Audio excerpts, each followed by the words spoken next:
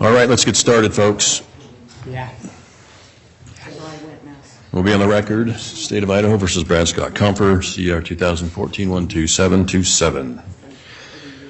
Counsel for the state, counsel for the defendant, and the defendant present in the courtroom. We are outside the presence of the jury at this time. Any issues we need to take up, counsel, before we bring the jury in? Not from the state, Your Honor. Two, Judge. Okay. One of the issues is the state's intending to call Dr. Scoll today, Mr. Scoll today. They filed a motion previously regarding his prior credentials. I think it's probably worthwhile to take it up to get some direction on that.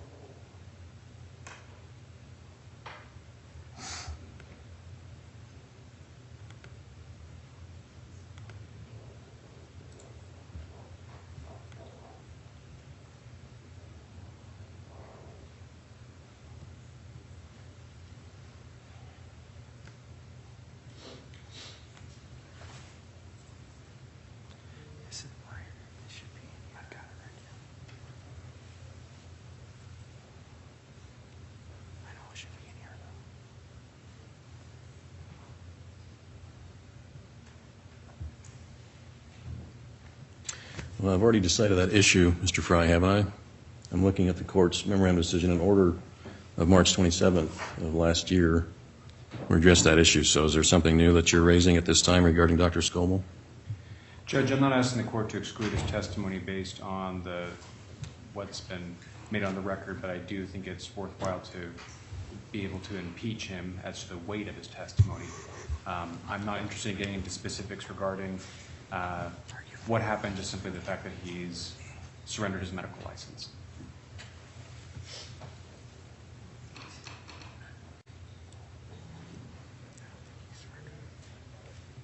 All right, state's response. The state's response is that we're not aware that any 404B motion was filed, enabling them to impeach Dr. Scoll in relation to acts that were outside of this case. And in the state's perception, if they want to point to deficiencies in other autopsies or other matters that Dr. Scoll investigated, that would be evidence of a wrong or other act. And I don't think is admissible here without notice given to the state that they intend to elicit that type of testimony. Your Honor, 404B evidence would include the sum of what what would be introduced. I'm only seeking to introduce the fact that he turned over his medical license.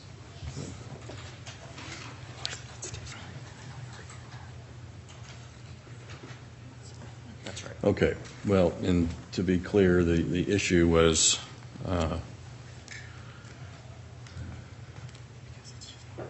raised in the state's motion in limine as to Dr. Scoll's alleged substandard performance of autopsies, which the court already ruled on. So, Mr. Fry, that's the extent of your questioning, is to question him or confirm with him that he had surrendered his medical license. Correct, Judge. Okay.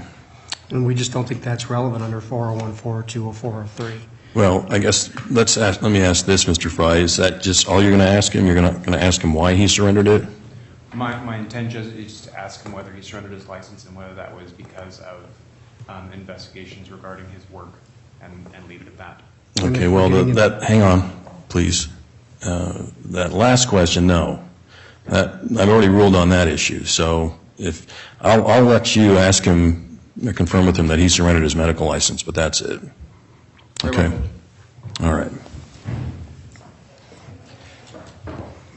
And Okay. Judge, there was one other matter to take up with the court, and this is more advising the court of an issue that could be coming up in the next several days.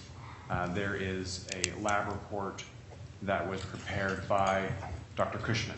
Dr. Cushman, of course, is deceased, and we're relying on his testimony for the transcript at the preliminary hearing. The report that he's prepared, though, that was prepared as part of this case, was not part of the transcript. The report shows that a particular palm print on the window that the state has addressed many times through the testimony, this palm print was sent to Mr. Cushman, and he analyzed it, and Mr. Compher was excluded as a contributor, as a person that palm print was from. I need to be able to introduce that, but I don't have a way of calling Mr. Cushman to do that. He is an unavailable witness, and the report, I think, would be considered a business record. I'm asking the court if it would prefer that I simply bring that up when we address Mr. Cushman's testimony likely on Mondays. All right. That report's been discovered, I presume? Yes. Okay. And I don't note in my, if memory serves, as far as whether that's going to be an exhibit, was that potentially a defense exhibit, Mr. Fry, or just raising it? It was disclosed, Judge, yes. Okay. And it was on our on the witness list that the exhibit list that was provided to the court. Which exhibit number or letter? I have what's been provided. I'll have to find that for the court, because I have the raw data that I've been given, so I know I have what the state provided to us. I can tell you what's provided in discovery. I will have to find the actual one that we've listed under our exhibit. Okay, and that's fine. I appreciate the heads up on that, too. I guess the state, do you know when you're going to have Mr. Cushman, or what we're going to read his testimony into the record? Will that be Monday, Tuesday? It'll be sometime next week, I believe. Monday or Tuesday. I think the issues relative to the prior report, though, would be whether it can be authenticated. And we're going to have some hurdles we're going to have to jump over in that regard. Understood. I realize there's some issues here. So, all right. If you can, Mr. Fry, when you get a minute before the close of recess today, or recessing for the day, provide the court with that exhibit, and we can review that. I'll review that over the weekend, and we can address it on Monday.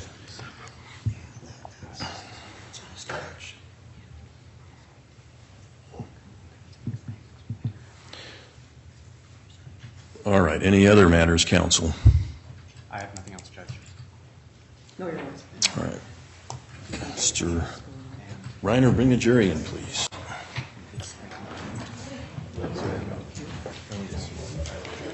What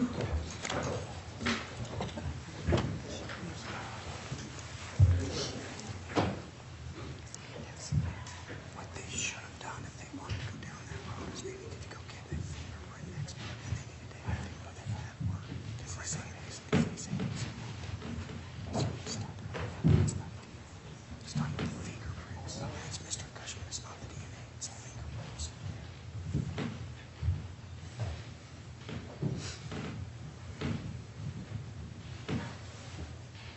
Please be seated.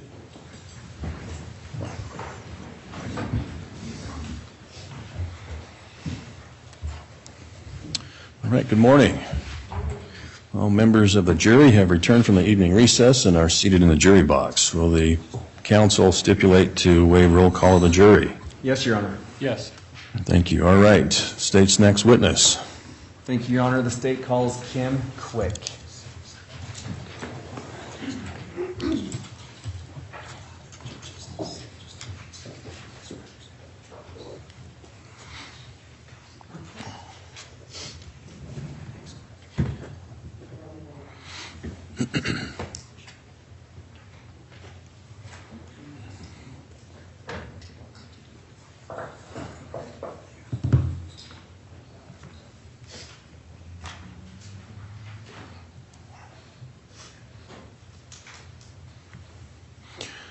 All right, good morning, sir. If you would, come up here to my right before Ms. Holm.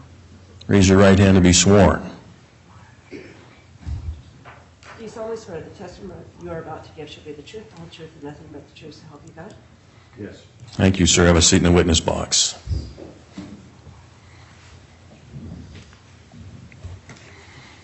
All right, sir, have you testified in court before? Yes, You understand the ground rules? yes. All right, thank you. Mr. Trammell, are you inquiring? Yes, Your Honor. All right, you may proceed. Thank you. Good morning, Mr. Quick. Good morning. For purposes of the record, will you please state your full name and spell your last name? Kim Allen Quick, Q-U-I-C-K. Thank you. Mr. Quick, I want to direct your attention back to September of 2004. How were you employed at that time? I was employed as the Bannock County Deputy Coroner. And who was the coroner at that time? James Allen. And back in September of 2004, how long had you been a deputy coroner? About 14 years prior to that. Right. And what was your employment before you became a deputy coroner? I was a firefighter, paramedic for the city of Pocatello. And back in September of 2004, what training had you received as a deputy coroner in respect to your job as a deputy coroner? Most of the training came through my paramedic training, doing anatomy and physiology, knowing things about the body and what keeps us alive and what different causes that may encounter in our lifetime, injuries and medical problems. Thank you, Mr. Quick. And can you briefly describe to the jury what the role of a coroner is? Yes, the main duty of the coroner is to determine the cause of death and the manner of death. And do you do that for every death in the county? No. These are on the ones that are unattended by a physician, such as people on hospice and that are terminally ill that's under the care of a physician. Those usually don't get called on. It's all the other deaths that are unattended by physicians. And as in this case, a deputy coroner, did you ever conduct any investigations to determine a cause of death and a manner of death? Yes, always. And what was a typical process for that? Well, initially, just the basic things, you got to get a positive ID of the person. So you have to know who you're dealing with, and that's usually comes through photo ID. Relative may to identify the person, but always it's probably 99% of the time it's always through a photo ID of some sort. Thank you. Now, specifically directing your attention to September 28th, 2004, do you remember that day? I do. Were you on duty that day as a deputy coroner for Bannock County? I was. Were you called out to a home on Poline Road? I was. Did you go to that home?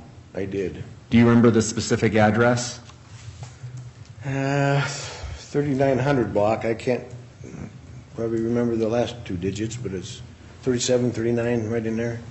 And do you remember the purpose why you were called out to that home? Yeah, it was for a death at that location. And when you first arrived at that home off Poline Road, what did you do?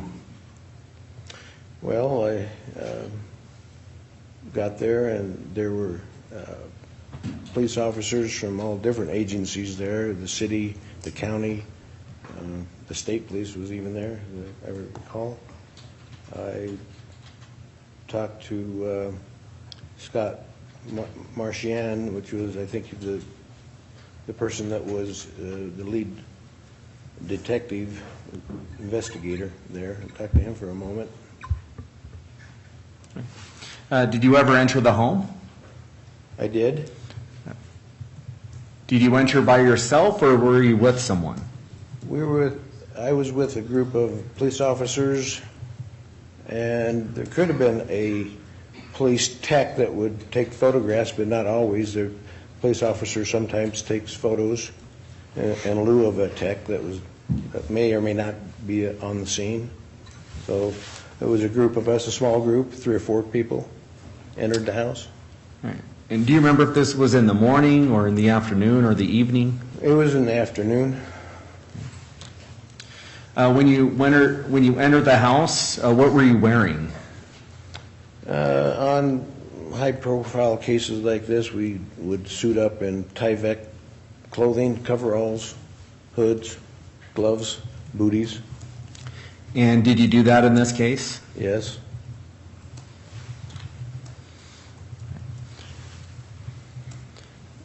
So you went into the house. Where did you go, if you remember? I went through the front door first, and then we entered into a bedroom that was off of the main room there, where the body was on a bed. And can you please describe for the jury what you saw at that point? Well, it was a young female, it was nude, on top of a bed, laying prone, which is face down or on the stomach. And that's what I seen first as we walked in the room. Any other observations about the female on the bed? Oh, yes. Eventually, we didn't roll her over, just check the other surfaces. I could see her back. I couldn't see a lot of injury on her backside, but there was a lot of injuries on the anterior or the front side of the body, mainly chest, throat, arms, and hands. There was lacerations, punctures, and a big laceration on the neck, side to side. Did you check for any signs of life? Yeah, it's pretty easy post-mortem. You can just touch the body and you can tell that they're full rigor mortis, so that's a pretty indication of death. Did you touch her body? I touched her body, yes. Where did you touch her body at? Well, I touched her arms along her side, because eventually we had to roll her over to inspect the other side. So I touched her in a couple of places, looked at her injuries.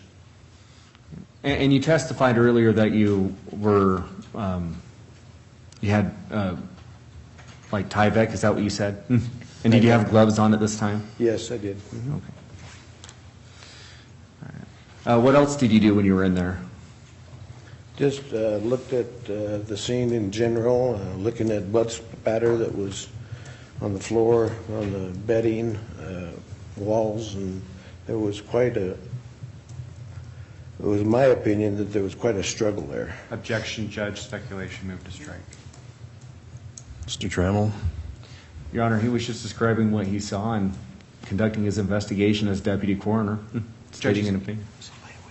Excuse me. He's giving an opinion, he's giving what he thinks, which is speculation. I'll sustain the objection. Did you conduct any further investigation at that time? Well, when I first got there, they were just setting up the scene there, the police officers were, and I remained on the outside of the house probably an hour while they set up the perimeter and was trying to get the security proper and do the things that they do. And so I was just kind of waited it until they were ready to put the team together, which was police officers and myself, a small group that went in to look at what was going on inside. And so at the point after we entered, then I observed the condition of the body, condition of blood loss, trying to calculate how much blood loss there was. It's difficult at best when it's on fabric or rugs, but it was a substantial amount of blood loss. Judge, I'm going to object to that conclusion as well. He's not. I'm going to object to that conclusion as well. Overruled. Next question, please. And Mr. Quick, did you ever make an identification of the woman that was on the bed? I'm sure I did, because that's a standard protocol that we have to do. I've never been wrong in the 26 years I was involved in the coroner's office. And do you remember what identification? I can't remember exactly, but I'm sure it was a driver's license or some sort of photo ID. I'm sure that. Judge, I'm going to object. He's guessing at this point. He says he has in the past, or that's his standard practice, but in this case, he can't remember. All right. I'll sustain the objection.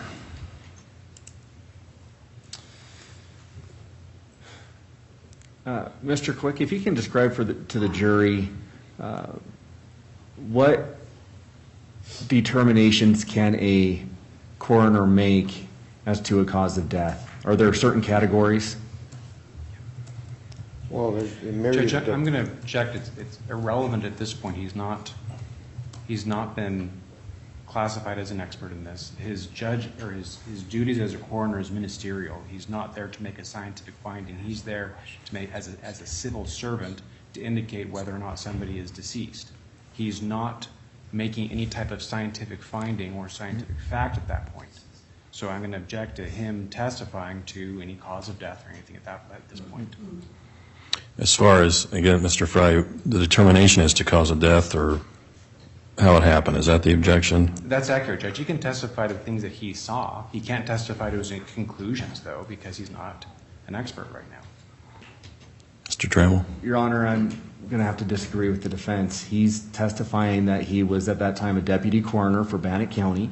He's already testified what the rule is for them to classify what the manner of death is, and I'm just eliciting information from Mr. Quick at that time of what he has to go off, what the process is, and that's where we're at this point. Objection's overruled. Please proceed.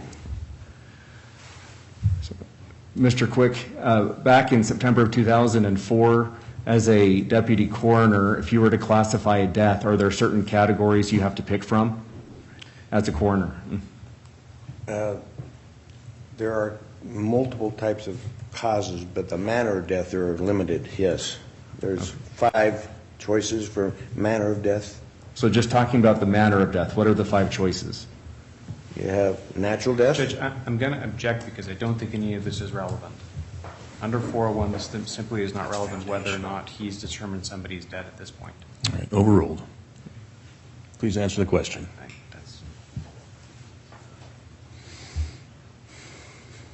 And you answer the question, sir? Yes, I was, What were those categories as far as manner of death? I have 5 different choices. First one is accidental, natural, suicide, homicide, undetermined. That's the 5 choices. And after the coroner conducts their investigation, do they have to choose one of those categories? Yes. And in this case, what was your determination as far as manner of death? Judge, I'm going to object again. He is not the coroner, he's the assistant coroner. The document that they're looking to submit into evidence is not even under his name, so his conclusions aren't even the conclusions in the reports, the conclusions of Mr. Allen, who's the coroner at the time. Mr. Trammell, any response? Your Honor, he is a deputy coroner at the time, not the elected coroner, but a deputy coroner, nonetheless in the coroner's office, and was the deputy coroner on the scene in this case. So I think it's fair to ask him this question. It's his information that's going to make a determination. Objections overruled. Sir, you need the question to you, read back to you? The question was, what manner of death did I determine, or would I choose to put on the death certificate? And it would be the only one available, because the other one are self-limiting, so homicide was the only choice.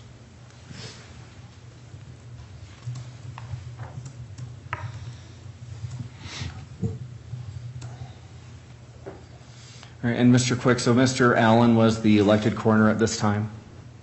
That's correct. All right. After you conducted your investigation in this case, did you have any communication with Mr. Allen? Yes, All right. Did you give him the information you gathered? I did. All right. Your Honor, at this time, the state would request that the witness be handed State's Exhibit number 9, proposed exhibit.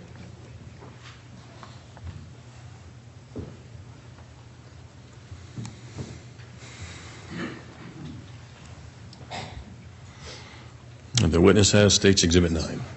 Thank you. Mr. Quick, you've been handed what's State's proposed exhibit number 9. Do you recognize that document? It's a state of Idaho death certificate For who? for Nori Ann Jones. Thank you. Your Honor, at this time, the state would ask for this to be admitted. It's a self-authenticating document. Judge, may I review the exhibit? Certainly. Mr. Renner, you hand the exhibit to Mr. Fry, please.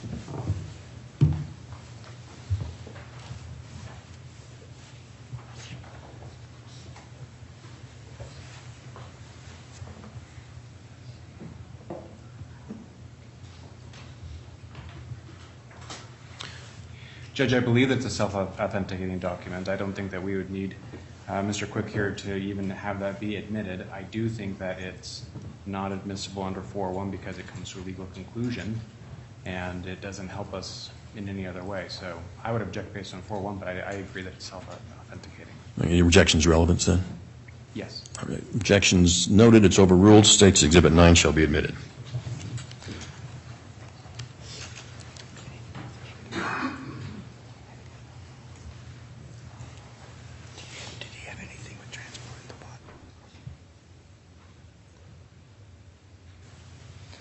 No further questions at this time, Your Honor. Thank you. Mr. Fry, cross-examination. Thank you, Judge. Good morning, Mr. Quick. Morning. I do have some questions for you, all right? You bet.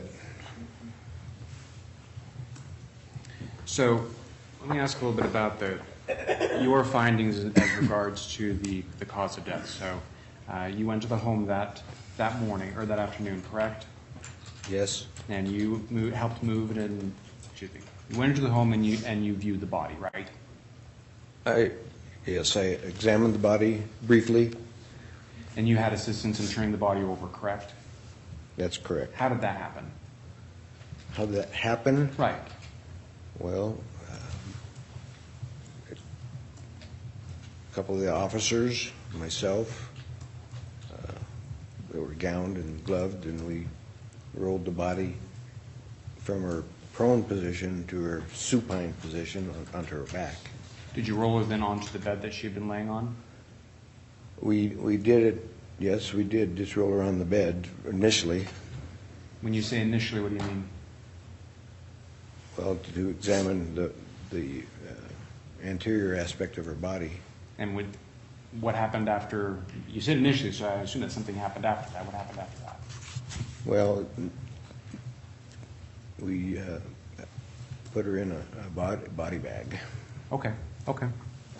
When you put her in the body bag, then did you lift her off of the bed and move her from the bed? I don't know if I personally did. Most of the time I do. I can't remember if I personally was involved in moving, but typically I do. Now, your examination of the body, was that then while she was lying supine on the bed? Both positions, both prone and supine. So you didn't examine the body after she'd been moved from the bed. Is that accurate? Moved it from the bed. I didn't because she was put in a bag. Okay, thank you.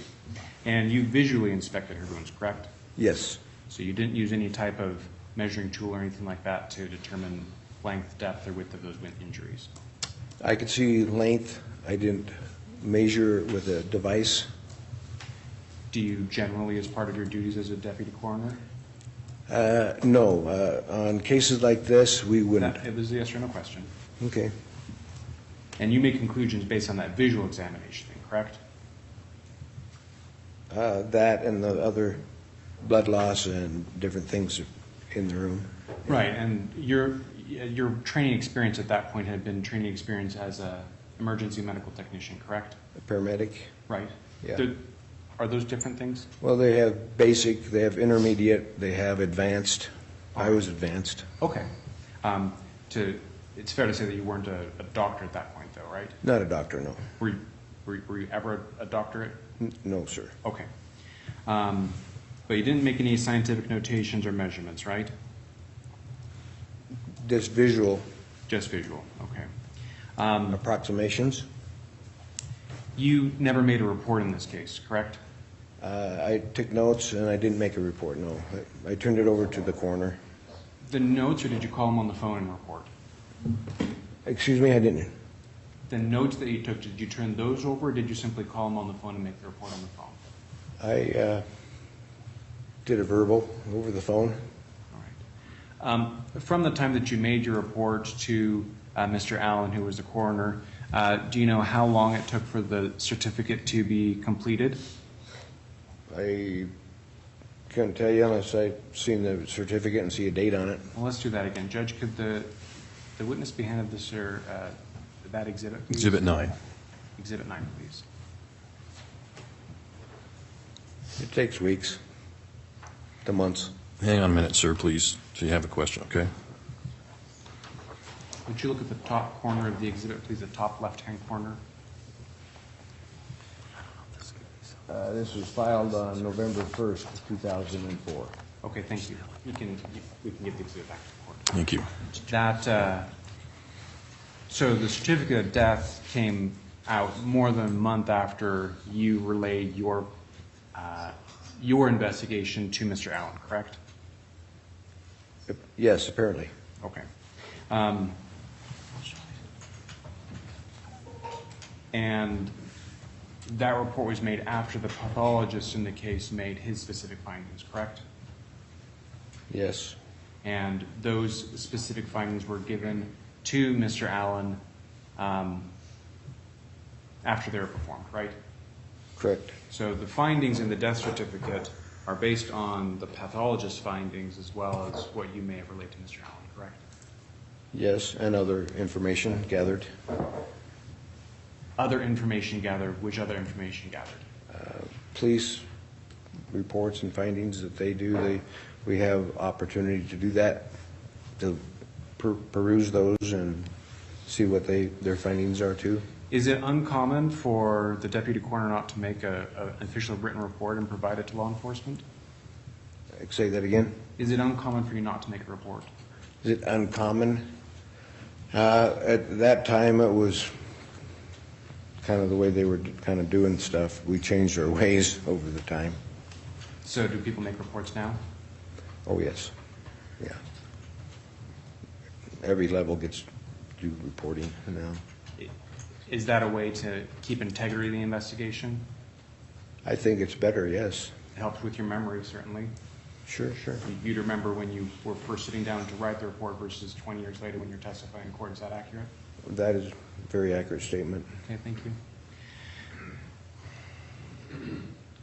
When you go to a scene of the death, you're trained to avoid contamination, correct? Yes. Okay, what training do you receive to avoid contamination? Just that we need to try to keep our hair, DNA, things from spoiling the scene. And maybe we can help with the jury understand, when I say contamination, or when we talk about contamination, this means bringing foreign things, like you said, Sure. DNA, air, hair follicles, those kinds of things from outside the crime scene into the crime scene, right? That's correct. So you make, it's very important when law enforcement's involved in an investigation to do everything they can to limit any type of contamination. Does that sound fair? That's the goal. That's the goal. Okay. That's the goal. Despite that being the goal, are there sometimes issues with contamination? I'm sure there are. So, remind me again how you were dressed when you entered the residence. I had Tyvek coveralls, booties, gloves, hood. So Tell me about the hood. What does that cover? it covers everything but the face right here. Is there a mask there, or is that open? No, this is open here. Okay. Sir, you said here you were motioning to your face, Okay. is that correct? Your face is exposed. Thank you. For our records recorded and our hand motions, Yes. you did a great job. Right. When you went into the home, was everybody else in the party with you dressed the same? Dressed wearing those same protective clothes? As far as I remember, yes. Yes. Did you see anybody in the scene that was not dressed in those protective clothes? I don't recall seeing anybody there that way. Okay.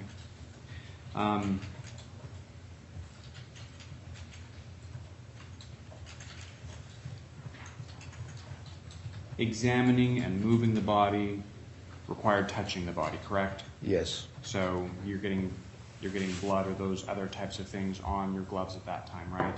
It's possible.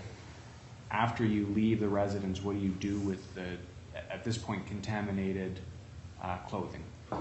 We have a point where we undress, take them off, and sack them up into sacks. Okay. When you go in, I assume you mentioned booties, right? Mm-hmm. How do you? Sir, was that a yes? Yes. Thank you. How do you ensure that any debris on the booties is not being brought in to the scene? Can you explain that to me? Yes.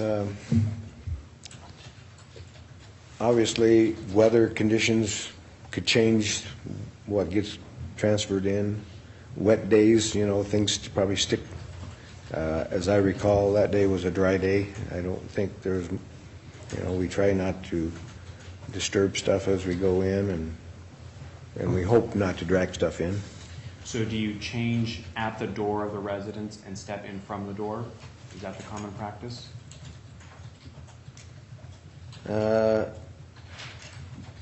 Common practice is try to dress close to where you're going to enter, so you're not, tracking through other places.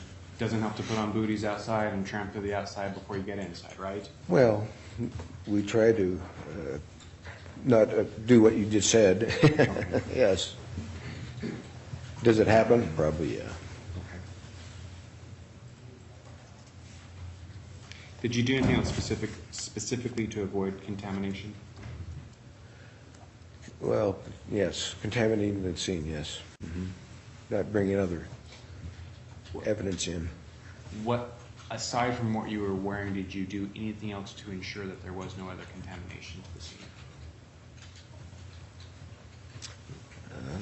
I don't understand the question exactly. Aside from what you were wearing, did you do anything else to ensure that there would not be contamination to the scene? Well, yes, we don't smoke in the thing, we don't take other things in with us other than maybe a pen, pad, paper, take notes, cameras, all that kind of stuff. Did you have a pen and paper with you that day? I did, That's how you recorded your notes? yeah, part of my notes, yeah. Judge, I don't have any other questions. Thank you, Mr. Fry. Mr. Trammell, any redirect? No, Your Honor. Very well, gentlemen. May the witness be excused at this time. Yes, Your Honor, from the state. Yes, sir. All right, thank you, sir. I'll excuse you. However, I'll leave you with this. Please do not discuss your testimony with any other witnesses in this matter, okay? I will not do that. All right, thank you, sir. Okay.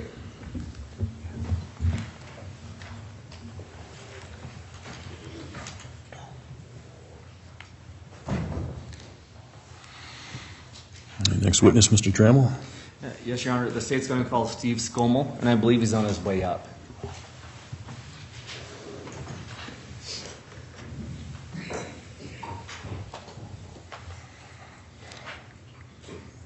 And Your Honor, I will be doing the direct examination on Mr. Scoll.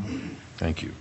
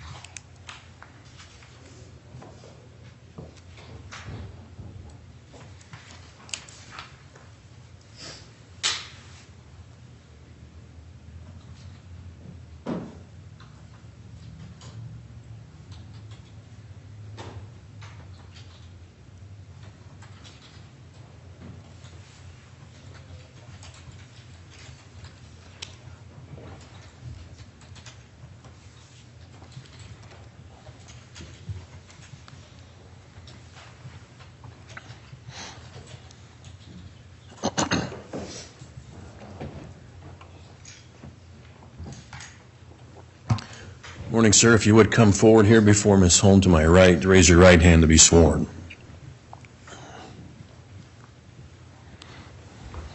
Do you solemnly swear the testimony you're about to give should be the truth, the whole truth, and nothing but the truth, so help you God? I do. Please have a seat in the witness box.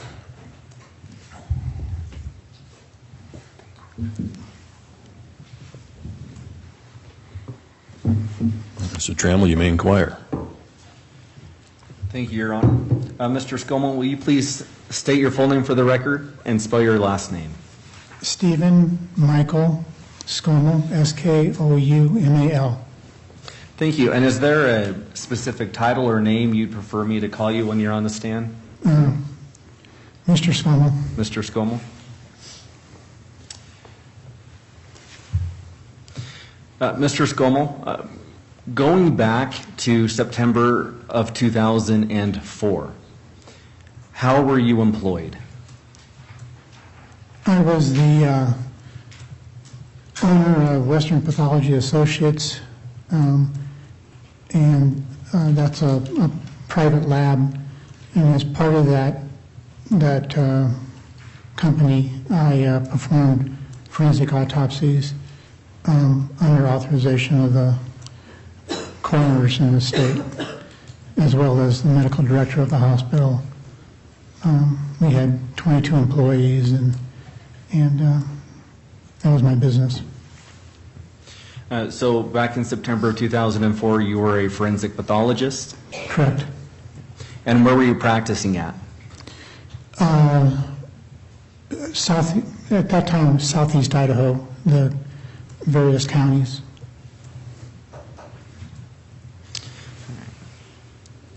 And were you a licensed physician at that time? Yes.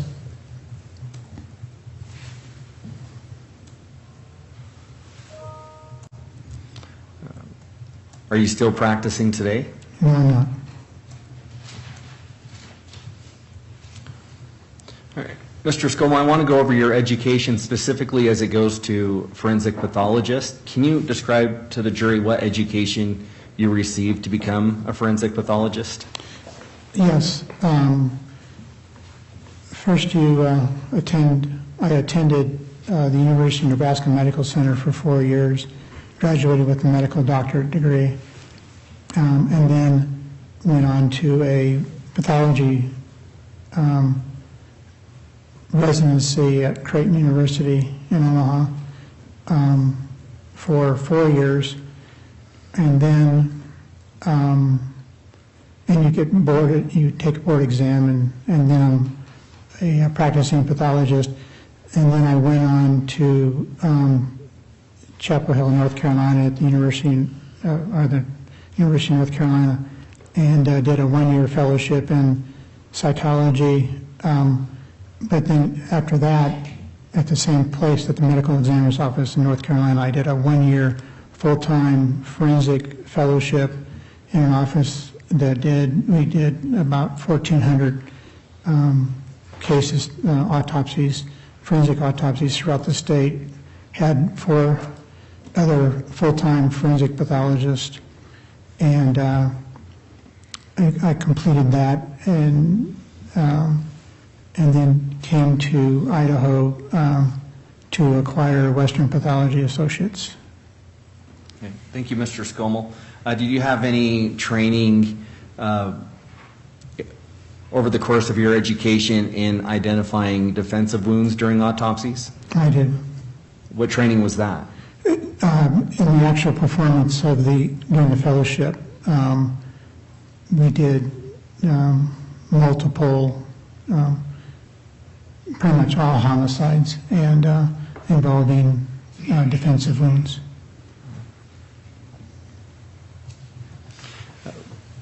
Again, going back to September of 2004, did you belong to any associations at that time regarding pathology? The College of American Pathologists, kind of the overall umbrella organization for pathologists. And back in September of 2004, up to that point, how many autopsies had you personally performed, if you know? During my training, I performed. I was involved in about 1,400. I was in the office. And we would all be involved in those autopsies. Personally, in terms of being the primary pathologist in that case, in that year, I was probably over 250 cases. Then when I came to Idaho in 1999, and for the first maybe year, I performed autopsies throughout the state, including homicides out of Boise, and then up until 2004 and beyond, I would do perhaps 70 autopsies Is there going for. to relevance of anything after 2004? Sustained. And Your Honor, I can ask more questions. Thank you. Please do. All right. But Oh, Hang I on, sir. gotta Let him ask ask you a question. I got to please. ask you a question, Mr. Scoll.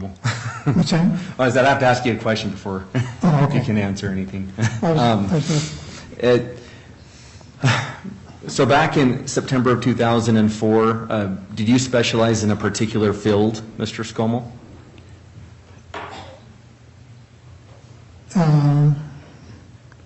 Medical field? I had special training in fields. And did you ever take a medical board exam Uh, for pathology? Yes, yes. When did you take that? It was actually in 1999. Did you ever sit for the forensic pathology board exam? No, I did not.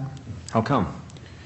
I had purchased the Western Pathology Associates, and right at the same time that I was eligible to sit for the exam, and I came to Idaho and never did actually sit for the exam. So you were eligible to sit for the forensic pathologist exam, but just never did? That's correct. Is it necessary in the medical field to be a certified forensic pathologist to do autopsies? I wouldn't say that it is necessary, no. Not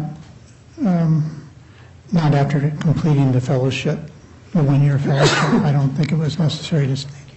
I didn't at that time. Is that with different forensic pathologists around the country, if you know, are all of them certified forensic pathologists? No.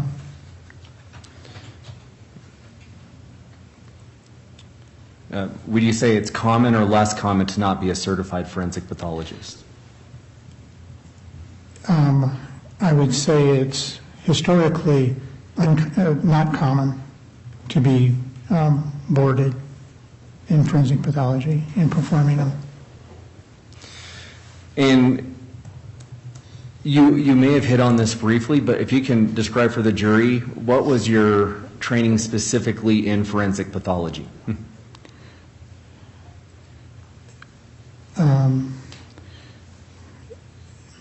The training is performing hundreds of autopsies under the direction of a staff pathologist, forensic pathologist, and you just perform them and knowing what you can during that training process. Thank you, Mr. Scoll. Your Honor, at this time, the state would move to have Mr. Scoll recognized as an expert witness for purposes of forensic pathology. Mr. Fry? Judge, may I ask some questions and you have an objection? Go ahead. Mr. Scoll, what is the difference between a board-certified pathologist and a forensic pathologist?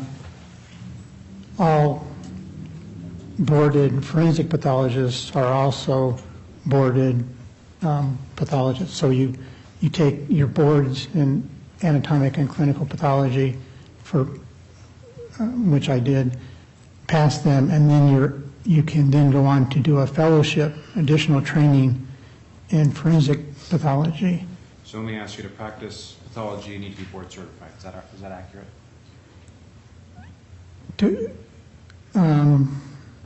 If you define pathology as yes. So Yes.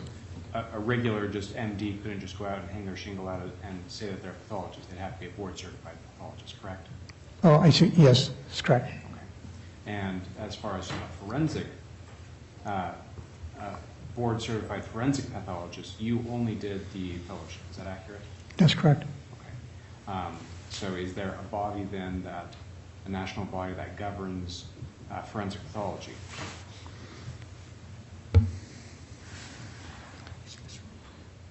I'm not sure. How would you define governs? Do you have a board that well, let me back up, strike that. As far as being a board-certified pathologist, that means that you've taken an exam and an organization has declared that you are fit to practice pathology, correct? Yes. Okay. So there's a board exam for forensic pathology, is that right? That's correct. So there's an organization that allows people to take an exam that then certifies them to say this person is qualified and we acknowledge that he is able to practice forensic pathology, correct?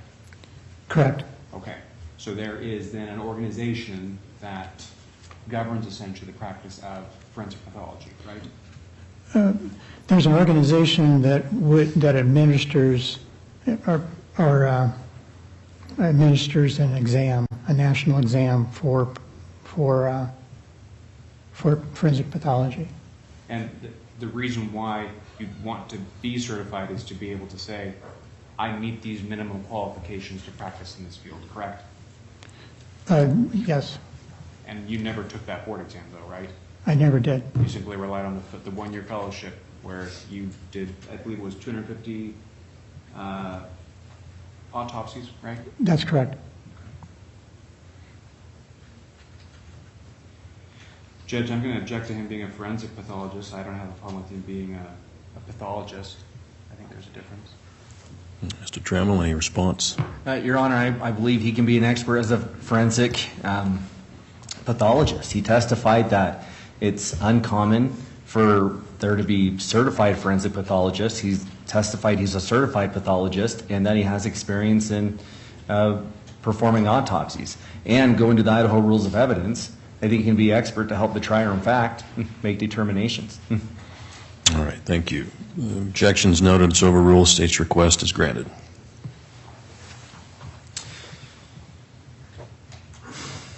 All right, Mr. Scoll, can you describe to the jury in general what the purpose of an autopsy is? The most basic is to determine the cause of death.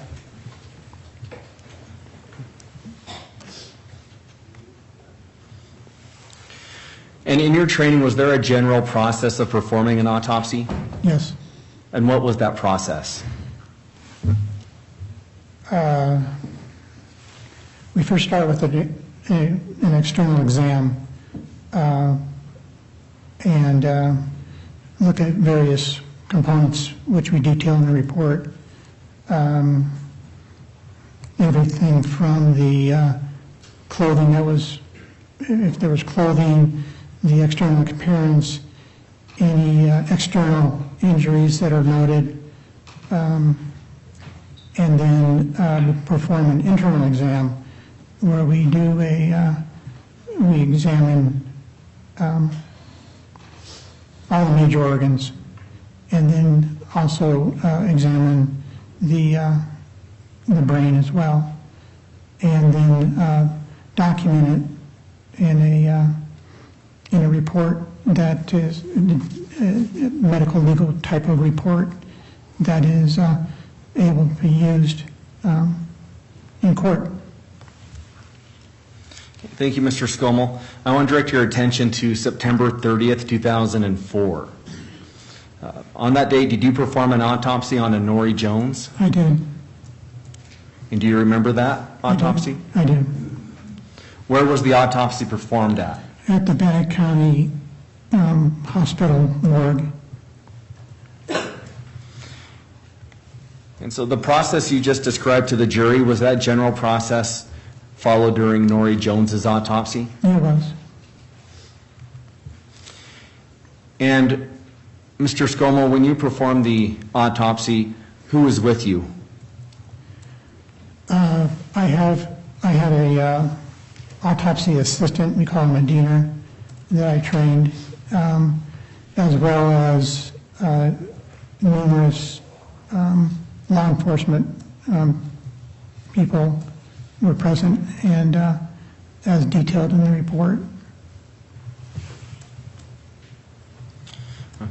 And now I want to talk to you a little bit about that autopsy. Did you observe any injuries or wounds on Nori Jones at that time? I did. Can you describe to the jury what you observed during the course of your autopsy? Yes. There were multiple, I should define, there were multiple stab wounds and cuts. A cut is longer than it is deep, and a stab wound is deeper than it is wide. And there were multiple, it depends, there were multiple cuts and stabs over the head, neck, trunk, and extremities. And I can... And Mr. Scoll, in your opinion, were any of the wounds fatal? Yes. They have a potential to be fatal. Potential to be fatal. Right. And how many of those wounds on Norrie Jones during the autopsy did you determine had the potential to be fatal? I counted up 5. Can you please describe to the jury what those wounds are? Yes. Over the neck, there were 2 cuts. One cut that measured 4.5 inches. That was at the base of the left neck. That cut through the underlying strap muscle and great vessels of the neck. On the right neck, under the jawline, running from the right ear to the chin, was a 7-inch cut that also cut through the strap muscles, underlying strap muscles, and great vessels of the right neck. Excuse me. Then over the chest, I had on the trunk itself, there were a total of 17 stab wounds that I have just numbered. Thank you. I have just numbered arbitrarily, not that they were in that sequence, but I just numbered them. And number 9 was a stab wound to the left of midline of the mid chest that penetrated the left chest cavity, the pericardial sac, and the left ventricle of the heart. There was approximately 4 cups of blood in the left chest cavity and 1 cup of blood in the pericardial sac. Stab wound number 10 was midline of the mid chest that penetrated the right lung cavity and penetrated into the right middle lobe of the lung. In the right lung, there was approximately 4 cups of blood. Then the last potentially fatal stab wound was number 13 that was located in the right lower chest area that penetrated into the right chest cavity and also into the right lung. And again, there was a total of 4 cups of blood in the right chest cavity. In my opinion, each of these... Objection, Judge. Non-responsive. He's already answered the state's question. Overruled. Please continue. In my opinion, each of these had the potential to be fatal.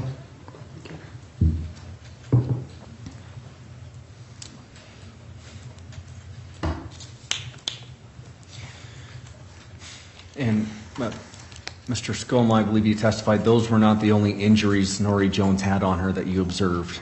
Correct. In your opinion, did you observe any injuries on Norrie Jones that you thought were defensive wounds? I did. Can you describe to the jury what those were and where they're located, please? Yes. In the upper extremities, there were numerous cuts and I think 1 stab wound that are of the nature of defensive wounds involving the hands and both arms, both left and right hands and left and right arms.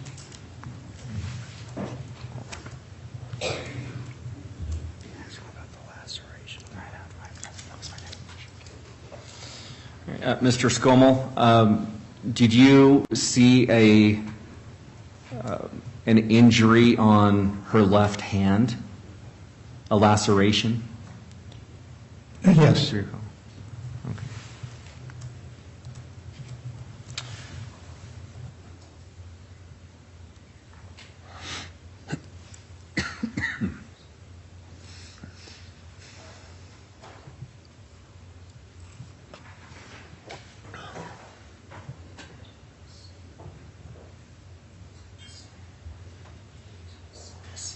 Your Honor, if the witness can be handed State's Exhibit 7C.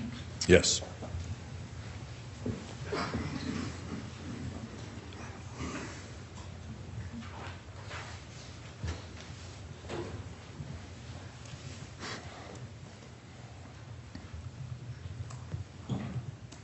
The witness has Exhibit 7C. Thank you, Your Honor. Mr. Scoll, you've been handed State's Exhibit 7C. Is that the laceration on the left hand? I believe so. So, in your opinion, with the laceration like that, would she have been able to use that hand?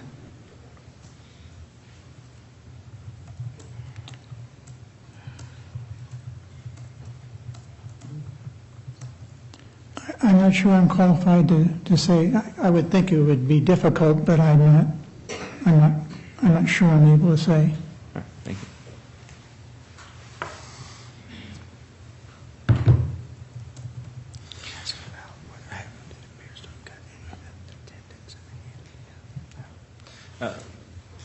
Mr. Scoll, so looking at that same exhibit and in your personal observation during the autopsy, if you remember, does it appear that any tendons in the hand were cut? It does. And if a tendon in your hand is cut in that manner, would that affect the use of your hand? It should, yes. Would it affect it immediately? Yes. And what would the effect be? It would be immobile. You wouldn't be able to use it.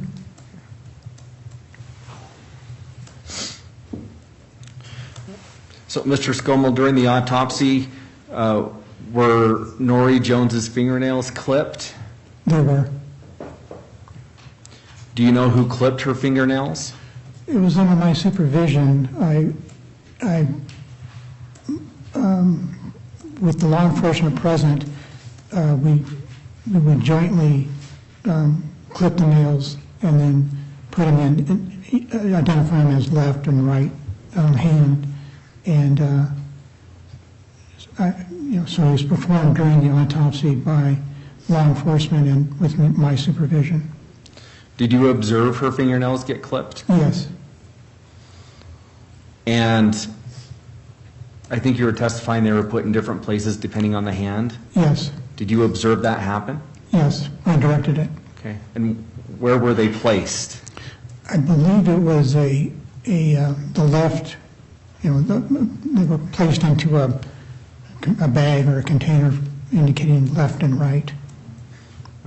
So a bag or a container had the right hand's fingernail clippings and another one had the left hand? I believe so. Do you recall if it was packaged in a certain way at that time? I don't recall. Were those packages given to law enforcement at that time? They were. And you saw that? Yes.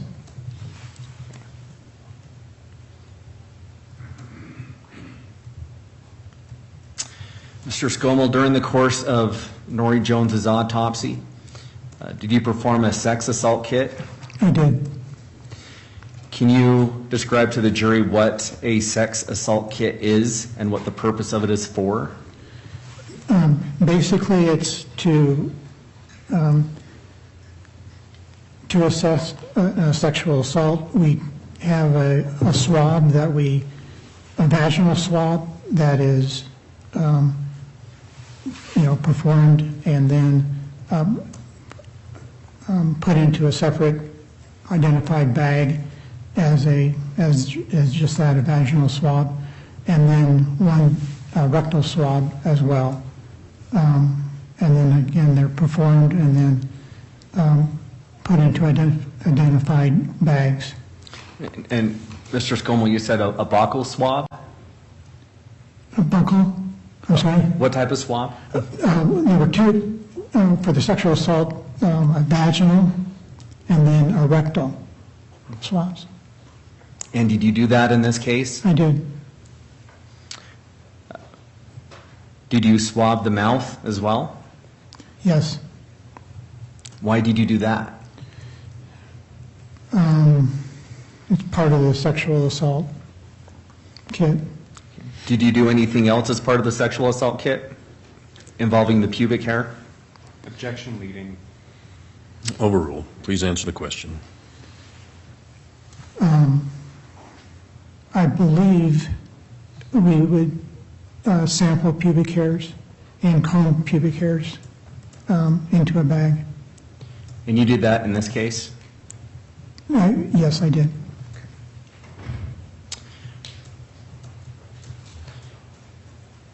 So after you collected the items from the sexual assault kit, how did you package them? Per the kit, you put them into separate identified packages or containers or bags. And what did you do after you collected the items and you packaged them? I submitted them to law enforcement present at the autopsy.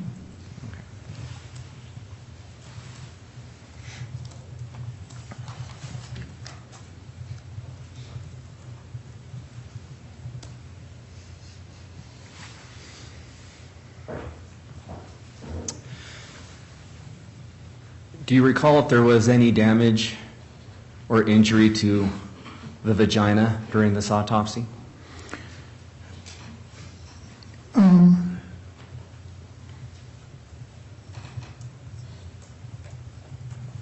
My recollection is that there was not. And how about any damage or injury to the anus during this autopsy? My recollection is that there was not.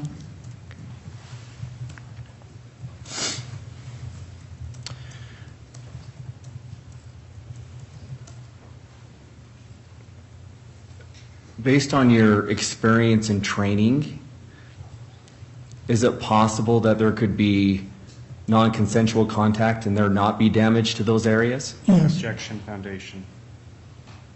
Overruled. Answer will stand. Yes.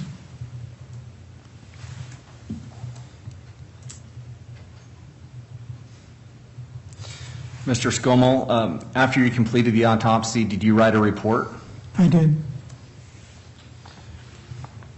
Your Honor, if State's proposed exhibit number 10 could first be shown to the defense if they want to see it, and then hand it to the witness.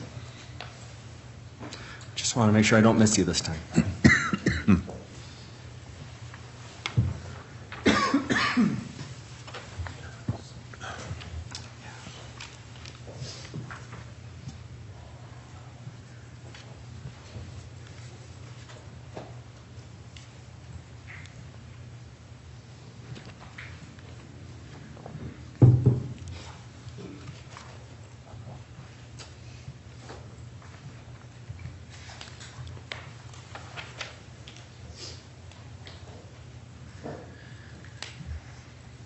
And the witness has State's Exhibit 10. Thank you, Your Honor. Mr. Scoll, you've been handed what has been identified as State's proposed exhibit number 10. Do you recognize that? I do. What is it? It's my autopsy report on Norrie Jones. Okay, and how do you recognize it? I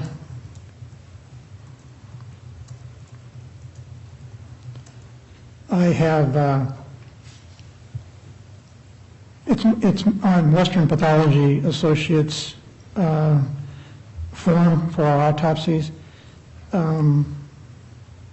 It has autopsy report, page 1 through 13 at the bottom with my initials.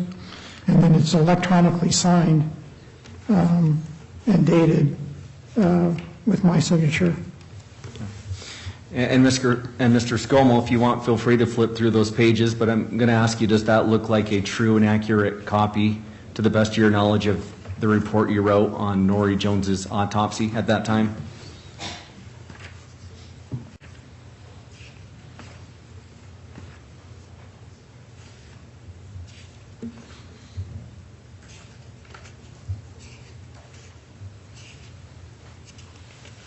It does. Thank you. Your Honor, at this time, the state would move to introduce State's Exhibit Number 9 into evidence. Next, Exhibit 10, Mr. Travis. Or, sorry, Exhibit 10. Mr. Fry. No objection, Judge. Very well. State's Exhibit 10 shall be admitted. All right. Mr. Scoll, in your opinion, did you determine a cause of death from your autopsy results for Nori Jones? I did. And in your opinion, what was the cause of Nori Jones's death? Multiple cuts to the neck, excuse me, and stab wounds to the chest with injury to the great vessels of the neck, the left and right lung, and heart. Thank you. No further questions at this time, Your Honor. Thank you. Mr. Fry, cross-examination. Yes, Judge, thank you. Hello, Mr. Scoll. Hi. I do have some questions for you today, okay? Now, let's get a couple of things out of the way. You are no longer a practicing pathologist, correct? That's right. You surrendered your medical license, correct? My medical license is inactive. It was, you had previously surrendered it, correct? My medical license, I'm in active status. Do you get a license as a pathologist? Yes. Did you surrender the pathologist Well, license? you get a license I get licensed under the State Board of Medicine. Okay. Did you surrender that? I'm not surrendered any license.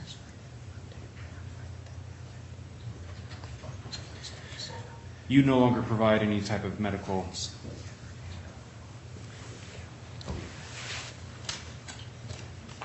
But you don't practice anymore as a pathologist, correct?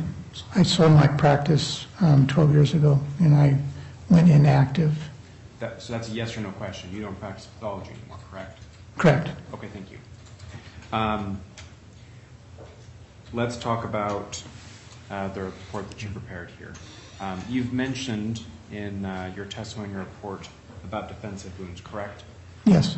And you said that you documented wounds on the extremities and the hands and those types of things, and you labeled them as defensive wounds, right? I'm not sure. Labeled, I would classify them as defensive wounds, yes. Fair enough. You've classified them as defensive wounds. How do you define what a defensive wound is?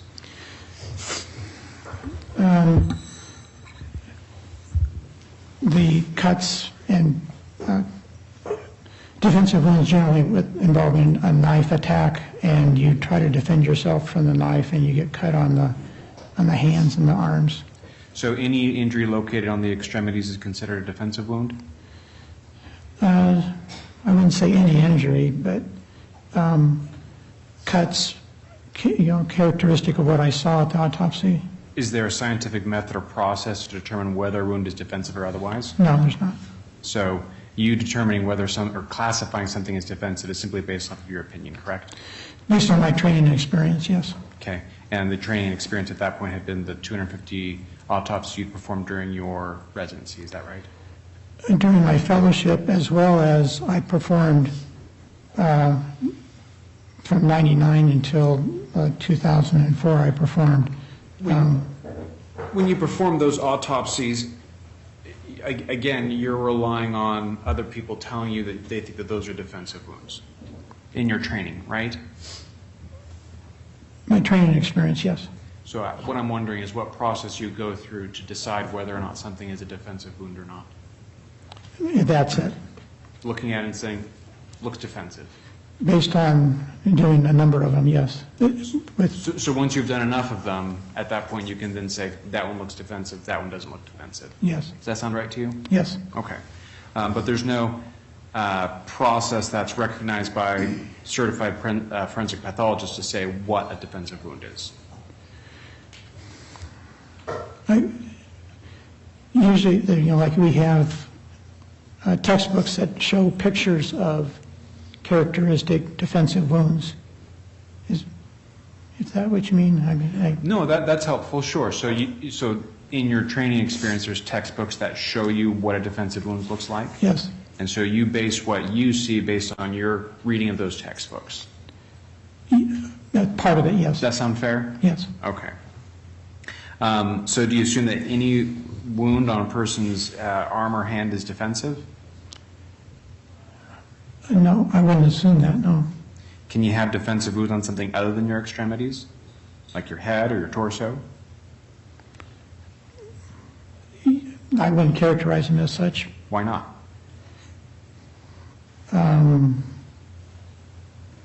It's just not defensive, defensive in terms of trying to stop a knife attack. So you're assuming then that the defensive wounds are because someone's using their hands and arms to stop a knife attack? Yes. That's the basis for that, right? Yes. So if someone tried to stop a knife attack, say, with a headbutt, you wouldn't characterize that as a defensive wound? I wouldn't be able to tell such at autopsy.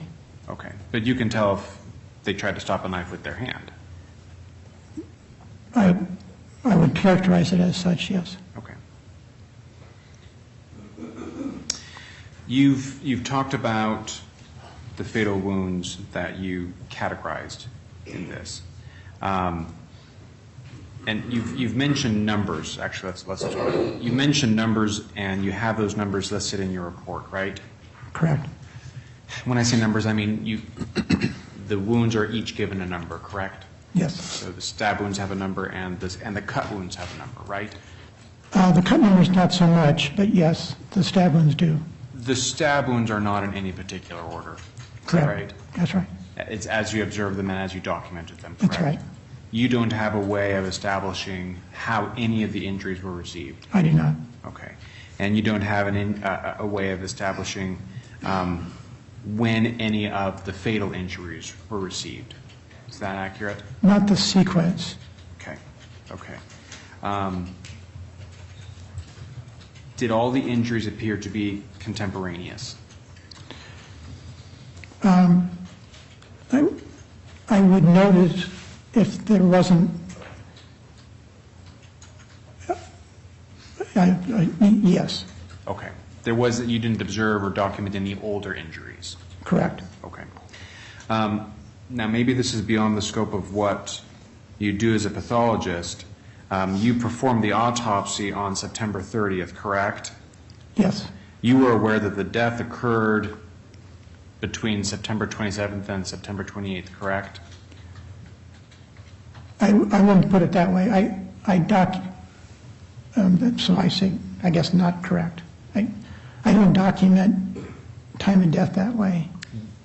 It's outside of the scope of your opinion on when she died. Is that accurate? Yes, I give characteristics of what the lividity and so forth, but I don't give a... And what I'm getting at, we see these crime shows where someone comes in and declares a time of death. You can't do that, though, right? Correct. Okay. I just wanted to make sure that that's clear. You've documented cuts and stab wounds, and it's your opinion that these were performed by some type of sharp instrument, right? Yes. As part of your responsibility to determine what kind of cutting instrument it could be? I'm sure my responsibility, I wouldn't put it that way. I'm not able to identify specifically a particular stab wound with a particular type of knife or knife. So Is that what you mean? In your training experience, would you be able to, say, look at the various injuries and determine what type of knife or scissors or other type of cutting instrument? Would you be able to do that? Not generally, no. Okay. So in this case, were you able to determine whether any of these cuts were performed by a particular instrument? No. Okay. So as far as your opinion, you don't know whether you're dealing with a knife, right? Well, you don't know if you don't know if she could have been injured by a knife, correct? It would be consistent with a knife. Okay. You don't know whether it could have been scissors, correct? It would be consistent with scissors, that's correct. Okay. Would it be consistent with something like a box cutter?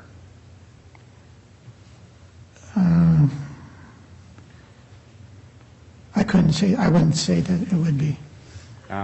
Would it be consistent with something like a switch knife, or a switchblade or a butterfly knife? A knife, yes. Okay.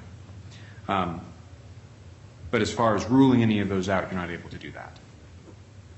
Ruling any of them individually out. Did that question make sense? I'm not sure I follow.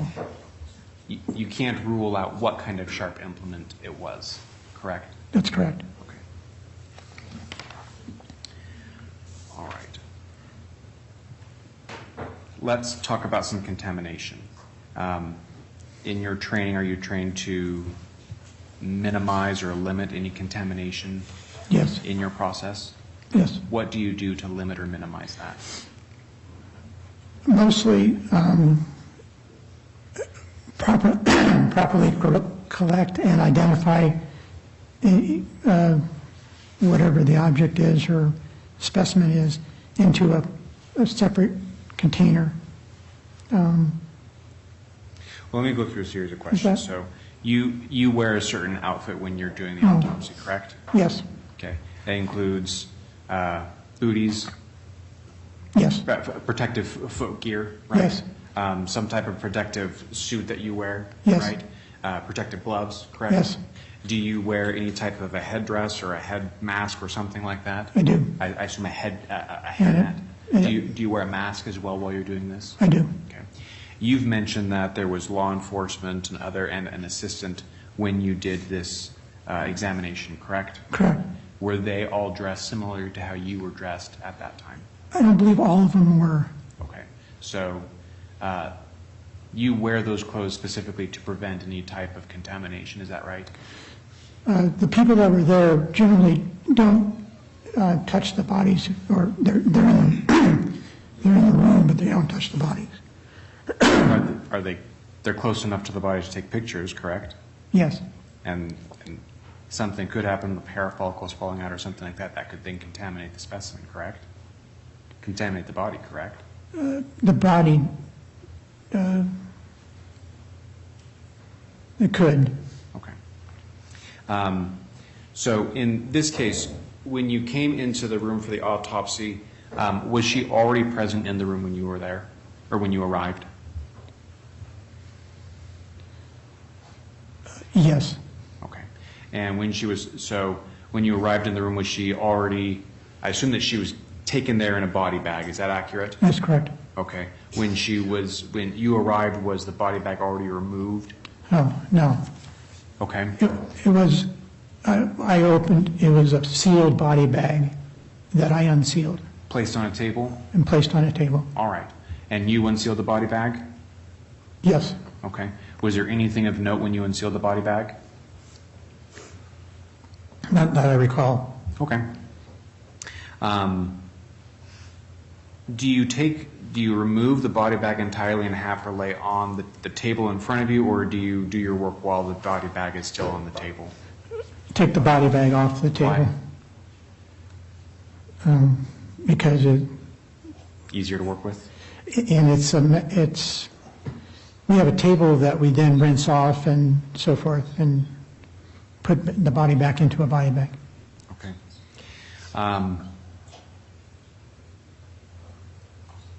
When you were going through examining I should say, you did a visual exterior examination of the body, right? Correct. Did you observe any foreign material in any of the wounds on the body? I'm sorry, any foreign material? Any foreign material? Like, I'm not sure what you mean by, Well, you'd expect to see things like blood or sweat or those types of things. So anything that you wouldn't expect to be present on a cut body. oh, not that I recall. All right. In your examination, you've talked about some forensic clippings or forensic swabbing that was taking place, right? Yes, And we'll talk more about that. But aside from the fingernails and the SANE kit, no other swabbing for DNA or anything else occurred on the body? no, we did, law enforcement present did perform trace evidence examination of the body. Did you participate in any of the cleaning or swabbing to attempt to find any more evidence on the body? I supervised it. I mean, we were doing it together, if that's, I'm not sure if I follow. Did you take samples of the body prior to it being washed off?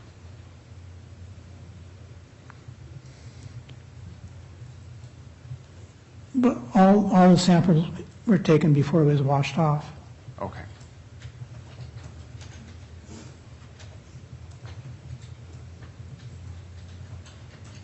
Now, we've talked a little bit about the fingernail clippings, that they were taken in your direction, correct? Yes, The right hand and left hand are separate, those nail clippings are separated and put into separate containers, correct? I believe so. But the individual clippings are not.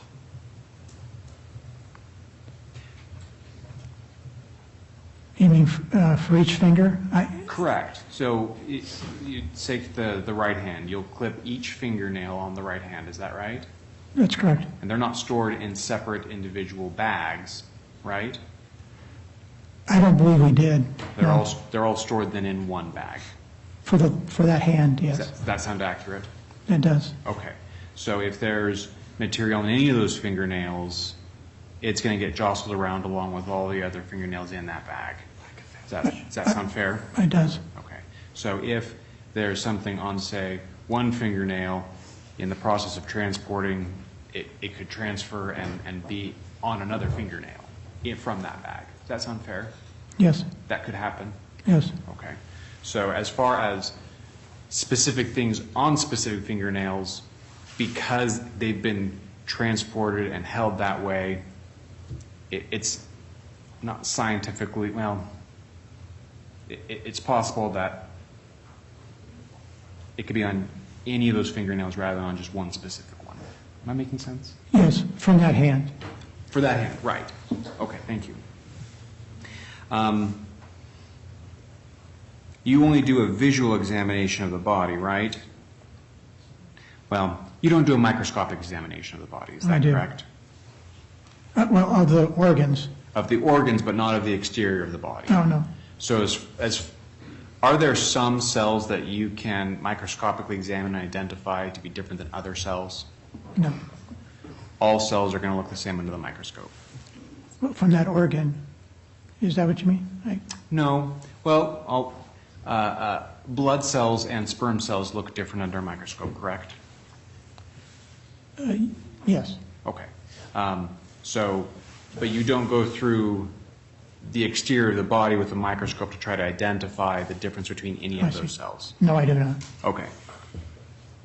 Now, let's talk about the same kit now. Now, we've mentioned that there's a sexual assault kit, right? Yes. You perform the sexual assault kit as a matter of practice. Would that be accurate to say? Yes. Anytime you have a death of this nature, as part of your standard operating procedures, a same kit is performed, Correct. right? Yes. It's not because someone's directed you to say, we think that something sexual has occurred here and you're going to suss it out for us. Is that accurate? That's accurate. Okay. So in any type of murder like this, you're going to do one of those, whether there's allegations of sexual contact or not. Is that accurate? That's accurate. Okay. And really, a same kit is used to gather evidence from somebody, from the decedent's genitals. Is that accurate? That's accurate. And you do a visual.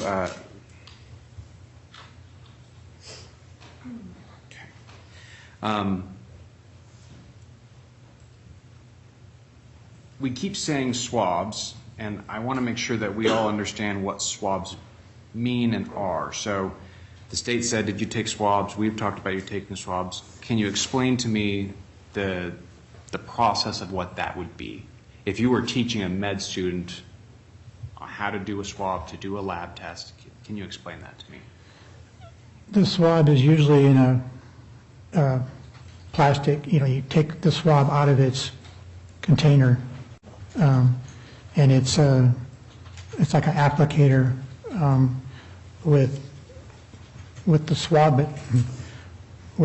at the end, and you insert it into the oral cavity or the vagina or the rectum, one at a time, not, and then from there directly place it into the storage container and have it labeled and seal it. So you said that you've taken 3 swabs. There's a mouth swab, correct?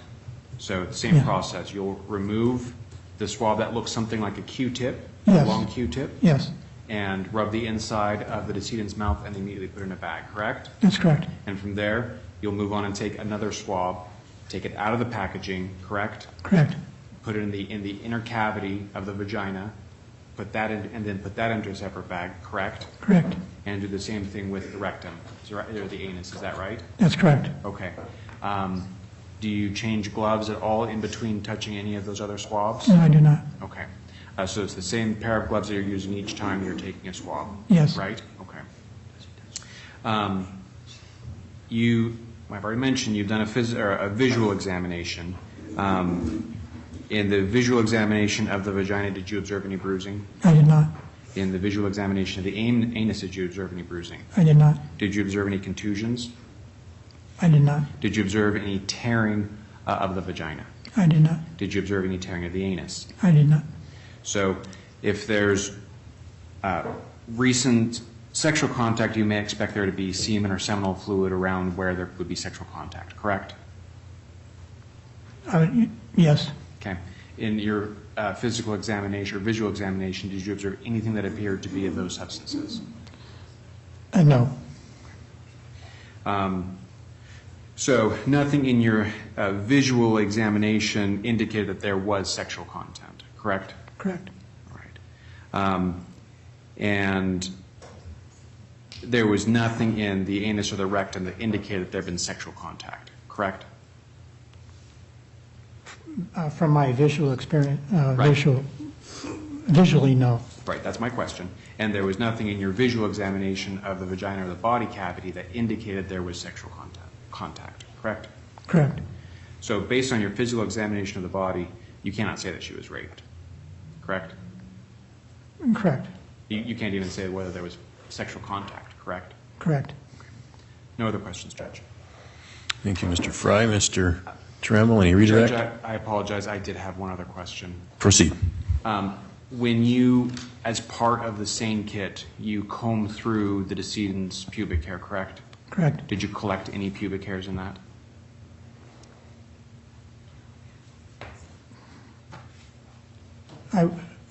I would have to go to what I generally would do in terms of the operating procedure. I don't recall specifically on this case. If you don't recall specifically in this case, then yeah, I'm comfortable with you saying that you just don't remember. Okay. I don't remember. Is that accurate to say you don't remember that? I don't remember. Is whether or not you obtained pubic hair, would that be detailed on your report? It was detailed, but it's just generally that the kit was performed, not as to that question. Not whether there was anything found. Yes, that the kit was performed. Okay, thank you. Now, Judge, no other questions. Thank you. Mr. Trammell, and redirect? A very brief redirect, Your Honor. So, Mr. Scoll, I know the defense talked on their cross-examination to you about potential contamination, maybe from other people in the room. My one question was the defendant present during the autopsy? No. And then my last question for you, I know Mr. Fry asked you if you could have an opinion whether she was raped or not. Would you know either way based on your visual examination? No. Nothing further, Your Honor. Thank you. And may this witness be excused, counsel? Yes, from the State, Your Honor. Yes, Judge. All right, sir, I'll excuse you at this time. I need to give you an admonition, however, you're not to discuss your testimony with any other witnesses in this matter, okay? Okay. Thank you, sir. You may step down.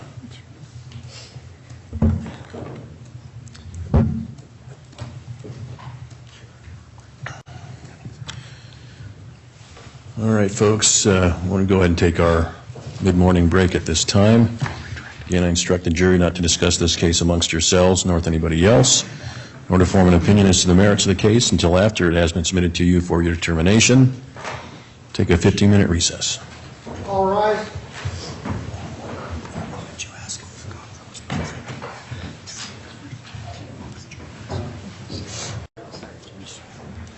Thank you. Please be seated.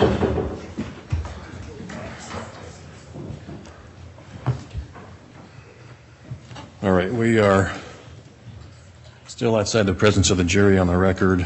We've got the defendant and his attorneys present, most of them present. Mr. Andrews not present. We have Mr. Fry, Mr. Proctor. For the state, we have Denise Price and Jonathan Radford. All right, here's what I need to talk about with you attorneys, okay? I said yesterday to be here at 8:30. And I do that because I realize that things happen overnight, and I want to take up any issues before we reconvene the jury to come back in here at 9 o'clock. Their time is important, as is this court's time. So when we take extensive recesses like we are right now, and I'll get to that more in a moment, it cuts into their time. We have time set for this jury trial, and no more. I don't want to go past the time we've got scheduled for this jury trial, and I don't want to waste the jury's time. So when I say be here at 8:30, please respect the court and be here at 8:30. In addition, I'm not going to tolerate any more extensive recesses to get exhibits taken care of. No more. You will have to work those things out in the evening or over this weekend. Because, again, we're intruding upon the jury's time, and I don't want to do that anymore. The exhibits should have been taken care of long before now. So, does everybody understand what I'm saying? Yes, Your Honor. Yes, Judge. All right. How much longer, Mr. Radford, Ms. Price, do we expect to get the video? I can't give that answer to the court right now. I can go and find out what's going on. All right. We'll still be in recess. All rise for the court.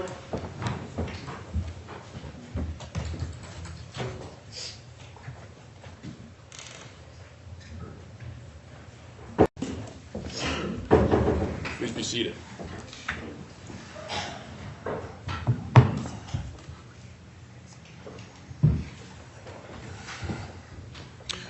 You are back on the record. Defense counsel and defendant, state's counsel are all present. We are still outside the presence of the jury. The court did, or was informed by counsel that the video is going to be asked to be admitted during Officer Bush's testimony is being worked on. Is that correct, counsel? Yes, Your Honor. All right. And then the parties, or I guess specifically defense counsel wants to review that over the lunch hour so that we can take that up after the lunch hour and have Officer Bush ready to go. But at this time, I'm informed the Officer Bush is prepared to testify and will do so at this time. Yes, Your Honor. Your Honor, one of the concerns I have is, and I just thought about it before I sat down, is this interview talk. In the interview, they're talking about finding or identifying fingerprints coming back to Mr. Compher. None of that evidence has been presented yet. So I don't think the exhibit, even as we've agreed to it, that interview, if it's discussed right now, the video shouldn't be played because it talks about facts that are not, it alludes to there being fingerprints, and that hasn't been established yet. Yeah, which is correct.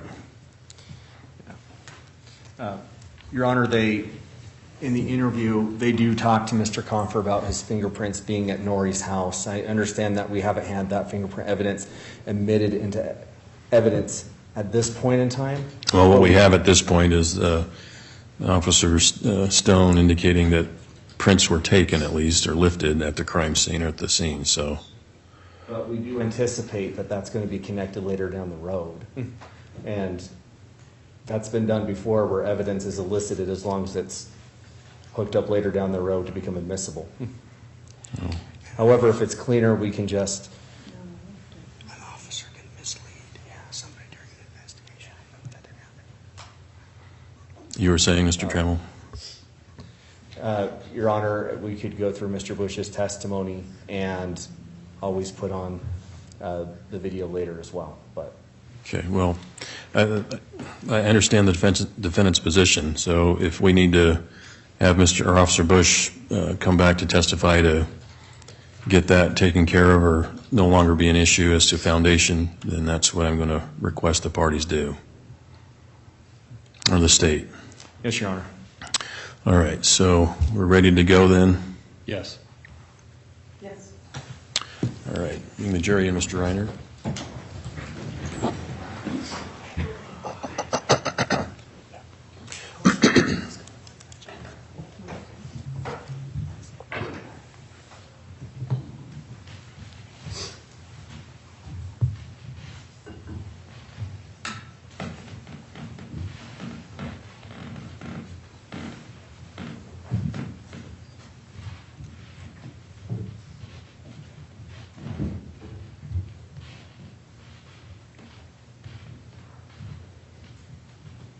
Thank you. Please be seated.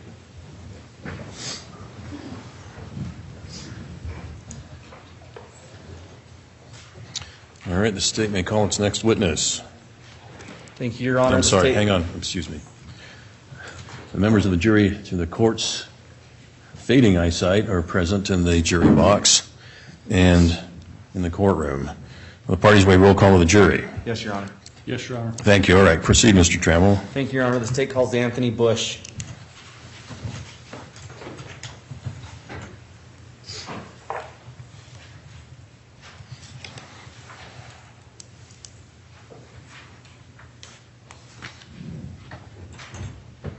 Sir, if you would, come to my right, stand before Ms. Holm, raise your right hand to be sworn. You solemnly swear the testimony you're about to give shall be the truth, all truth, and nothing but the truth, so help you God? Thank you. Thank you, sir. Have a seat in the witness box.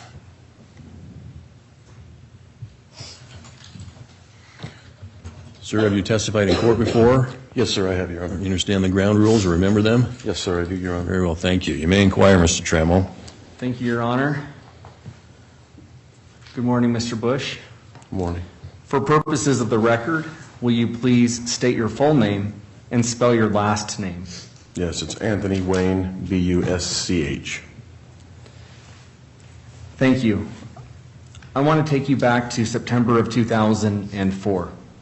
How were you employed at that time? At that time, I was employed by the City of Pocatello Police Department as a detective. I want to direct you to the date of September 28th, 2004. Were you on duty at that time? I was. Did you respond to 3617 Pole Line Road? I did. Is that in Pocatello, Idaho? Yes, it is. And why did you respond to that location? Detective Daniels had been assigned a suspicious call, and I responded to assist him with that. And at what time of day did you respond to that location, if you remember? I believe it was like around 9 in the morning-ish. And what did you do when you first responded? Detective Daniels had already been there and told me that there was a deceased party in the back room. I, at that time, had a digital camera. Our department was shooting 35 millimeter, but I purchased my own so I could go in and take photos to immediately be viewed. And so I went in there initially with him to get some basic photos so we could show them to the responding task force members, which we knew were going to come. And what were you wearing when you initially entered that home? When we initially went in, we were wearing our suit and ties, yeah. What type of shoes did you have on? Dress shoes, standard black dress shoes. I don't remember the brand. And after you entered the home, did you observe anything? After, yes. When we went down the hallway and to the bedroom, I observed a female who was deceased, appeared to have multiple wounds, lacerations, cuts. The room was in disarray. The bed was pushed to one side. I could see the bedposts, the bottom and the carpet had been moved to the side, and then the mattress is askew off the bed, and she was lying on the bed fully disclothed. And Mr. Bush, we'll go back a little bit. So you said you arrived at the bedroom in the home? Yes, Right. And what did you observe in the bedroom? what I just told you, the body of the And- decedent. And you testified that the bed was pushed to one way? Yeah, it was pushed toward the bed was facing, the head of the bed was facing east, the foot of the bed was facing west, and it was pushed more toward the south of the room, so there would be like a walking area on the north side, and on that side, on the south, it had been pushed to the north, as if you would go somewhere, get down on side, and your body weight were to move it, I would assume, but it got pushed off the posts, which were in the carpet, so I could see that it had been moved. Did you make any other observations about the body in the bedroom? I noticed that she had blood smears going down part of her buttocks and legs. It almost appeared like as if wiped off, kind of, by either being drugged or something put on to wipe it off. I couldn't tell you, but I just knew they were, like, looked to me like they were smeared or wiped off. I noticed that she was lying face down, and I vividly remember her left hand being out, and all her fingers curled under except her ring finger, which was fully extended and stuck out, which I found odd. Did you find a bedspread? Yes, on the south side of the bed where the bed had been pushed from, there was a bedspread that was rolled up almost like in a ball, like stuffed together, and it was had a substantial amount of blood lying there on the side. And what did you do with that bedspread? Nothing at that time. Later, we did come back in to remove evidence, and then when we did, I was in there, I believe, with Detective Sellers from the state. We laid down some plastic protecting on the floor, and then we laid the bedspread out over the plastic, at which time I noticed probably about a foot or two down from the top of the bedspread was about a 5-inch circular pattern which appeared to have 5 puncture wounds in it. I didn't check any further at that time because we were just there to collect and get it out of there. Would be processed later, but that was my initial observations. Then we folded it up and packaged it, and I don't remember if Sellers turned it in or I did. It's been so long. And Mr. Bush, so you mentioned that you went in a second time, so let's go back to the first time you entered the home. Yes. How long were you in there for? Maybe a minute or two, just enough to go say, we need to call the lieutenant. We've got to get the whole division down here. This is something serious. And long enough to take a couple pictures to let them see when they responded. And when did you enter the home the second time? It would have been, I believe, the following day. And what were you wearing at that time when you entered the home? When we went in to collect evidence, we completely tie-backed up. Protective booties, tie-back clothing all the way up, gloves. And is that when you entered the home to collect evidence? Yes, didn't touch anything till then. And that's when you collected the bedspread? That's correct, at that time. Did you have anything to do with putting the body in a body bag? Yes, that was, there were 4 of us that went in.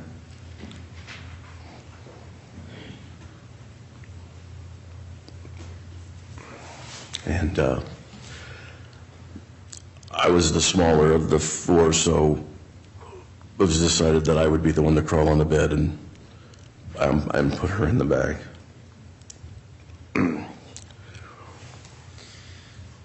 And were you able to successfully put her in the bag? Not completely. Due to rigor, I couldn't get one of her arms to bend and go in all the way, so I was only able to sit the bag up about 3/4 of the way. And what did you do at that point? At that point, I went to pass the bag back to Detective Sellers. Because I was in an awkward position. I had the two state lab guys on the left who had corners of the bag. Sellers was at the foot of the bed. He was supposed to be grabbing the back of the bag, but I had to get that to him. So my feet were off the foot of the bed as I was dragging backwards out of position, handing it to him. When I handed it to him, he became physically ill. And said he was going to puke if he didn't leave, and so he sprinted out of the room. So that, of course, caused him to drop the bag, and then that made the other two go up, and so I fell and I caught her on the floor.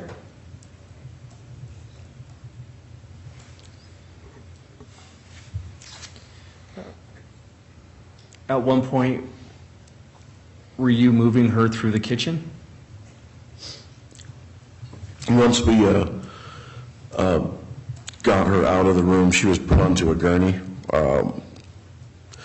to help get out. And as the gurney hit the kitchen, I heard a clinking noise, something like a ting, ting, ting on the floor. And I looked down and I saw a wedding ring, or an engagement ring, or just a diamond type ring.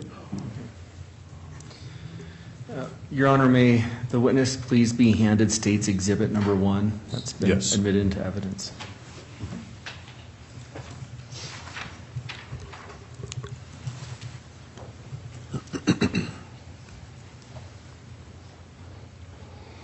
Witness has State's Exhibit 1.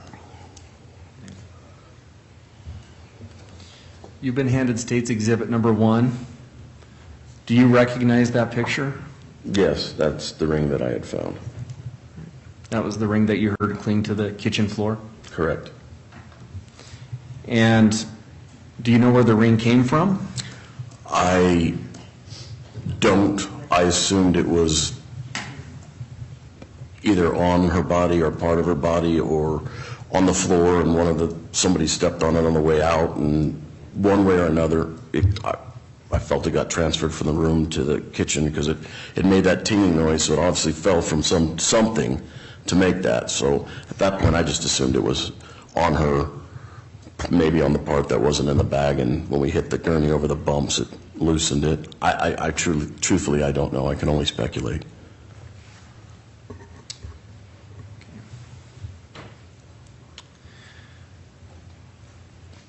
And what did you do with the ring after you saw it on the floor, the kitchen floor? Oh, collected it and processed it for evidence. So how did you collect it and process it? It was placed into, I believe, a manila evidence envelope at that point, and then later taken back to the department and photographed and sealed and put into evidence.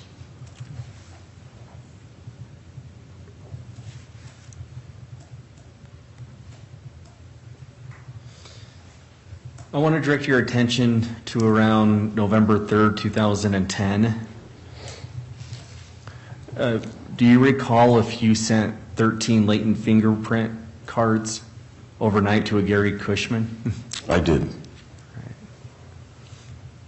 And you did send them to Mr. Cushman? I did, yes. And where were those 13 latent fingerprint cards from? I believe from our records division. And was it from this case? Oh, yes, yeah. It was in reference to this case. We had gotten a notification from the state lab that they had, or the state, I don't know if it was a lab, but the fingerprinting department stating that they had gotten a hit on one of our cases, and it was a fingerprint that had been collected. And that's why you sent those prints to He Mr. requested Gershman? that we send, it was not an official hit. He needed the print cards to make the official match and requested those so we sent them, yes. You sent them? I sent them, yes, sorry. Do you remember how they were packaged? I couldn't tell you, it's been so long.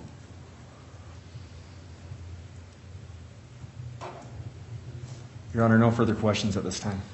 All right, thank you, Mr. Trammell. Mr. Andrew, Mr. Fry? Be me, Your Honor. So you said you had your own camera, not just the 35 millimeter? Yes. What kind of camera did you have? I believe it was a Fuji FinePix 3000 digital. And how did that allow you to share pictures with other people that were going to? Because you could instantly view versus the 35 millimeter, which had to be sent off to the lab, processed, and then you wait, whether it's a 1 hour lab or a day, however long it is. This way, we could photograph the scene, and it actually, in this case, stopped the two main detectives who were assigned to the case from having to do a walkthrough. It was determined they didn't need to walk through and add further contamination because they could view these photos to see what they needed to see. Okay, I'm assuming that it had a digital screen you could view? Yes, sir. Okay. I'm sorry. All right. Was the bedspread on the bed or off the bed? As I recall, it was off to the side on the floor. Okay. And I think you said it was kind of balled up? Yeah, wadded up, kind of. You said you had problem with one arm. Do you remember if that was the left or the right arm? I couldn't tell you at this point. I'm sorry. Okay, fine. So you zipped the bag up as best you could? Yes, sir. You said this ring hit the floor. You're the one that picked it up? Yes, sir. Okay. Do you remember who you did? Well, can you tell me what you did from the moment you picked it up until I'm assuming you gave it to somebody else? Yeah, it's been so long, sir. Honestly, I don't recall the exact steps. Do you remember who you gave it to? I wanting to say Detective Horta, but it could have been Detective Daniels. I truly don't recall. Okay. Were you wearing gloves at that time? Yes, that was when we were gloved up and in our gear. Did other people have gloves on? Yes, sir. Was there other evidence collection that took place in that time frame? Yes, sir. Were you involved in that? Part of it, yes, sir. Was tell me, who else was involved, let's say, for the next couple of hours? Okay, well, the state crime lab people went through.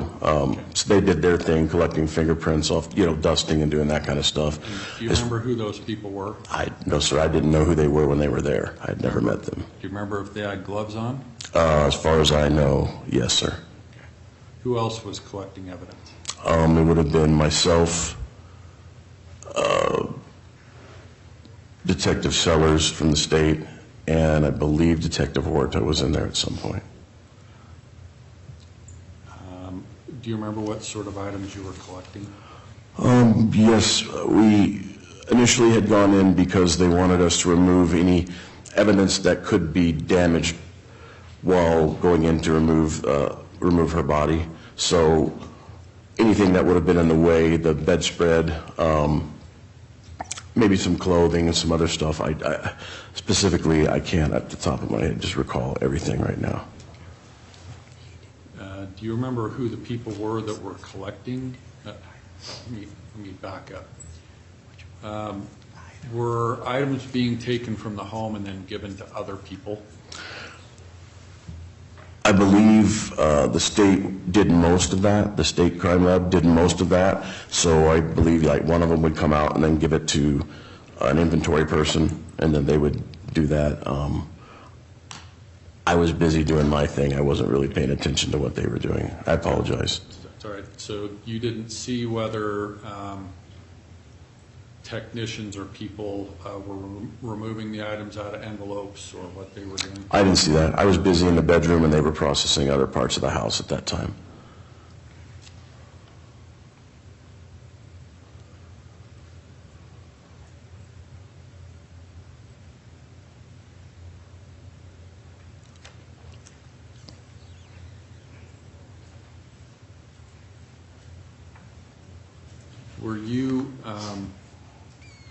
Were you next to Miss Jones' body when the ring made the sound? I believe I was just slightly behind the gurney, within a foot. Okay.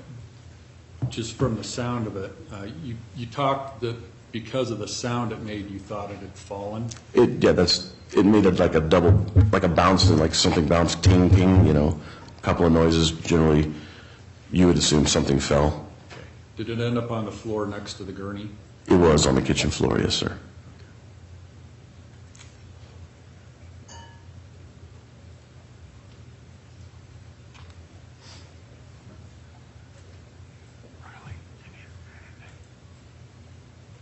Okay.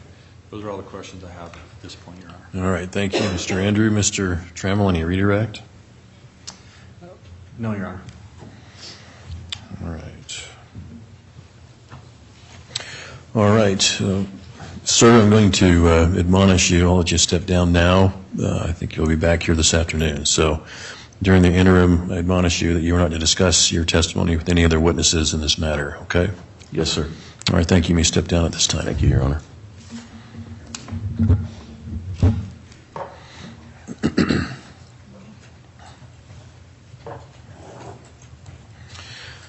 All right, we're about a quarter till the noon hour, so I'll recess for lunch at this time. Again, members of the jury, you are instructed not to discuss this case amongst yourselves, nor with anybody else, nor form an opinion as to the merits of the case till after it has been submitted to you for your determination. I ask you to be back here about 10 till 1. We get started at 1 o'clock. Enjoy your lunch hour. All rise.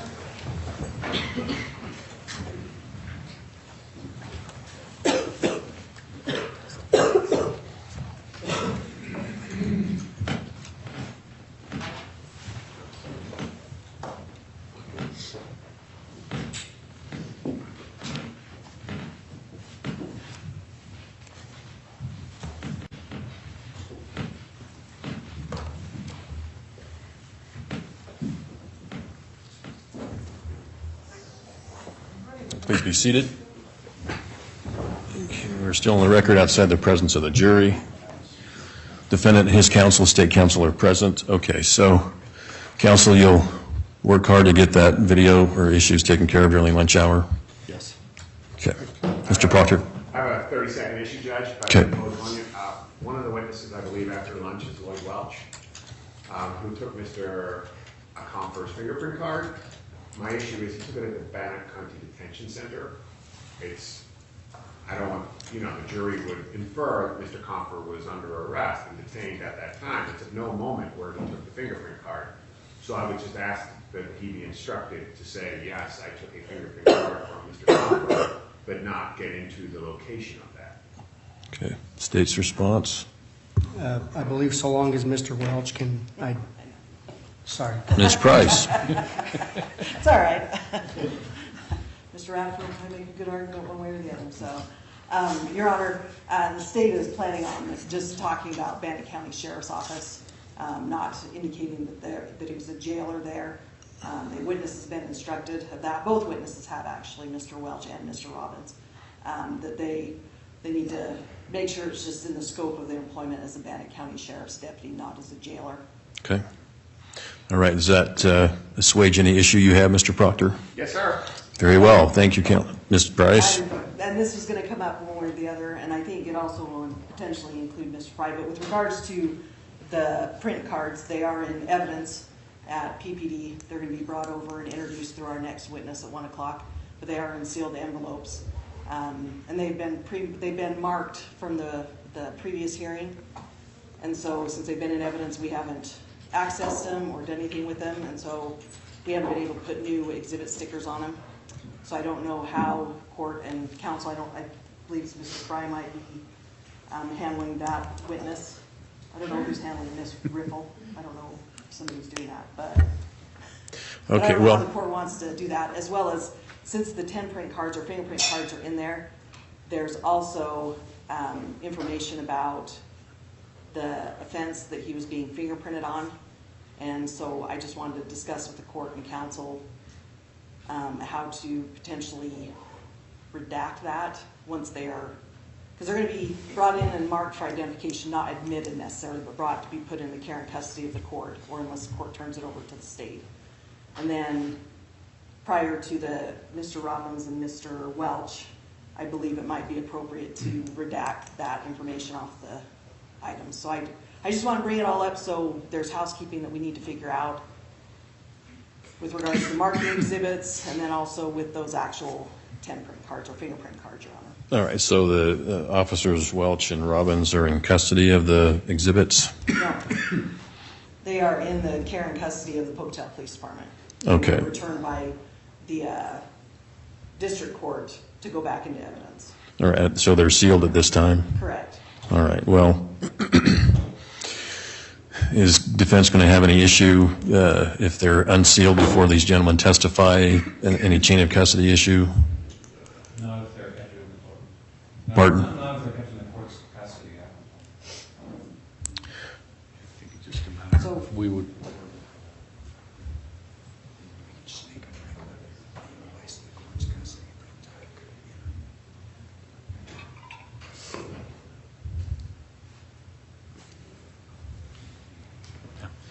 I guess, Your Honor, leave it up to them how they want to handle it, getting it from here, from there to here. Obviously, it's safest if they don't open those until they get here in the courtroom. I mean, they need to confirm that what's supposed to be in the envelopes, so I'm going to leave that up to the prosecution, when they want to open it. As far as labeling, however they want to label it is how they're going to label it, but we do have a concern with any offense being listed on the fingerprint cards. All right, well, I guess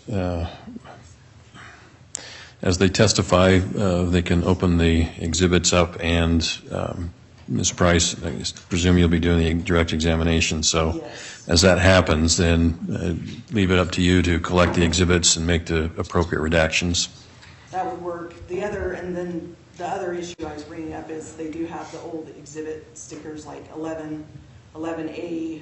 Like 11 is like a chain of custody, 11A is like an envelope, 11B through, I think, S on one of them. And then so in order to mark them, I know that when the witness is opening them and bringing those out, I just don't know how to best go about and have them pre-marked with the new exhibit stickers. I mean, we'll have the stickers available, but we may have to take a break, so I just wanted to let the court know Well, that. I don't know that we need to take a break. As you introduce the exhibit, we can put the exhibit sticker on as it's being requested to be admitted. That's how I propose we do that, so we don't have to take any unnecessary recess to do that. Any issue with that, Mr. Andrew? No. All right. Okay, very well. You all back here about 10 till. We get started at 1 o'clock. All rise for the court.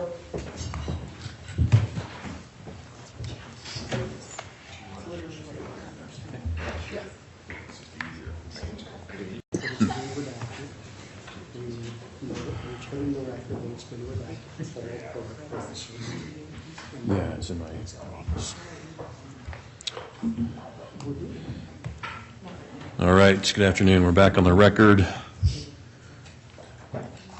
State versus Compher, CR 2014-12727. State counsel, defense counsel, and defendant are all present. We are outside the presence of the jury. Any matters we need to take up, counsel, before we bring the jury in?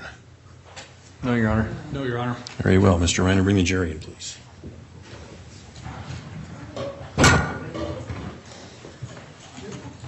All rise.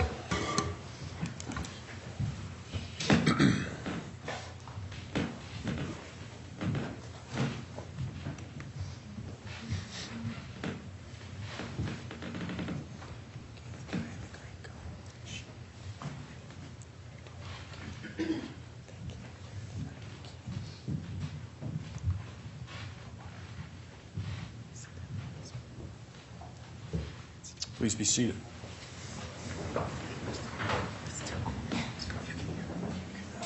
We have all members of the jury returning from the lunch recess are seated in the jury box. Will the parties waive roll call of the jury? Yes, Your Honor. All right, thank you. All right. Ms. Price, your next witness.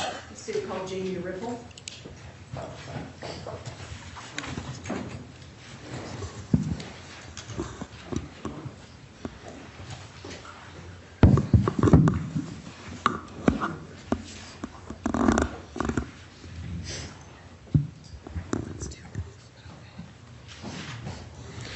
Ma'am, if you would come to in front of the bench here to my right, raise your right hand to be sworn by Ms. Holm.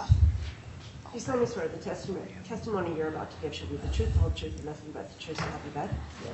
Thank you. Have a seat in the witness box, please.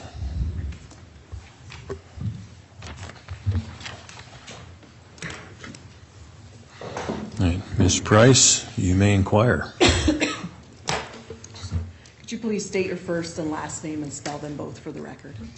It's Jamie Riffle, and it's Jami, and the last is RIF as in Frank, ELJ.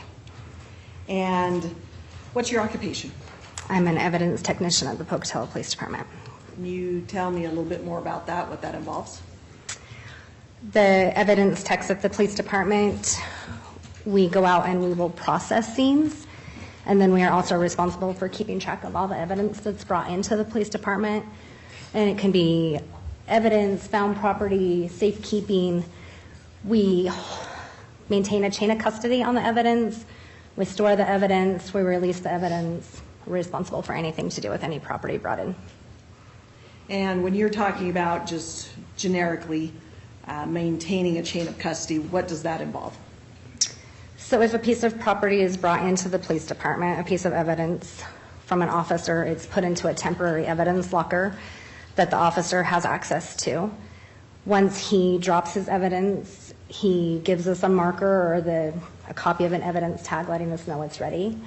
My partner and I will go in, we will take the evidence out of the temporary holding and document what temporary locker it came from and what we're going to do with it. And we take it back to the holding area where our evidence rooms are.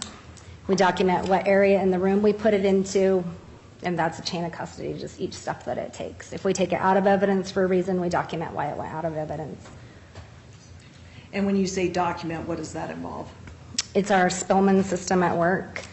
So we do our whole chain of custody from our system at work. We'll go in and document it on the computer. And with regards to where evidence is stored at the Pocatello Police Department, who has access to that area? My partner, me, and our captain. And if someone were to go into there, such as you or your partner or a captain, do they go in accompanied with somebody else, or do they have to notify you if you're present? Nobody else can go in there besides the three of us. That's it. If anybody else were to go in, one of the evidence techs would have to be with somebody. And can you describe the different ways in which the Pocatello Police Department receives evidence? If one of the evidence techs or if myself, if I go on a scene and I process it and I collect evidence, I will bring it in myself. Detectives bring it in and officers bring it in. And can you describe how you know, I guess, what's documented on this system, Spillman, or what does it show? Does it give names? Does it give item numbers? On just the evidence itself? Specifically on like the chain of custody log that you document. The chain of custody log has the case number, which every time we go out on a call, it's assigned a case number. It's usually whatever year it is and a P for Pocatello and then the number. So the chain of custody contains the case number. Each item that's brought in is assigned a property number that's entered into the system so that every piece of evidence has its own property number. That is listed on there. The agency, the officer that brought it in, whatever the item is, whatever the type of crime or call that they went on, and then it will show where it originally started, what locker, what officer put it in, and it keeps going back and forth if it gets taken out. So from temporary to the main holding area, and all that is listed in the chain of custody. And are there, I guess, terminology or abbreviations that indicate that? Yes. And you said specifically with regards to an item of evidence, what's on that, or how is evidence generally stored? The evidence is put into an envelope or a brown bag. Sometimes they'll put it in a plastic bag, and they put an evidence tag on it. The evidence tag lists, again, the case number, the officer number, what time he put it in, what the call was, and what the piece of evidence was. And is the packaging, is something done with that to secure it? It's sealed with evidence tape. And is that just upon initial placing it into evidence, or what if I were to come get a piece of evidence and it's opened, what happens then? No, it shouldn't be open. There should be Well, evidence if tape it's on it. opened, let's say. Oh, we open it with, okay, so if an item is brought out for viewing or whatever, it's already got the evidence tape, we'll break the seal, the evidence tape, and then we'll put a new piece of evidence tape over it and initial it. And then it's documented in the system that it was brought out for whatever reason and put back in. And with regards to, did you end up bringing some items out of evidence to court today? Yes, I did. And can you tell me what items you brought? Do you want what they're listed to be, or the P number, or? Let's do, and let me clarify this. P number, is that for Pocatello? The P number just stands for property number. We use a P in front of ours for Pocatello. They all start with a P and then the number. And let's go with, let's call them property number. The P number is in Paul. Okay. This one is property number, and I didn't bring my glasses, P78728. And but we might as well, if we're looking at it, is there any kind of information on there about what's contained in that evidence envelope? And this one is listed as photographs, latent print. Okay. And what's the next item you brought? The next one is P162126, and it's listed as photographs, negatives. And the next item? Is P74657, and it's listed as 13 latent lift cards. And just describe briefly how you brought those here. I went to work, I got into our system, found the location of where the items were stored. I went and got them from the storage location, went back to my computer, and documented in the data entry that I was checking them out for court. And Your Honor, at this time, I would like to be able to have her open up the first item, other than I think I want to introduce one, have marked and introduce State's Exhibit number 11.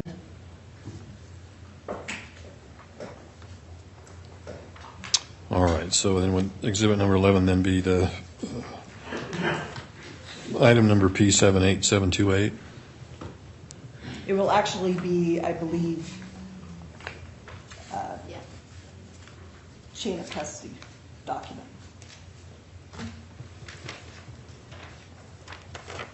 If I could have this shown to the witness Yes, you may.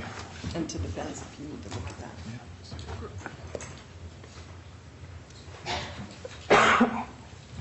Both can look at it.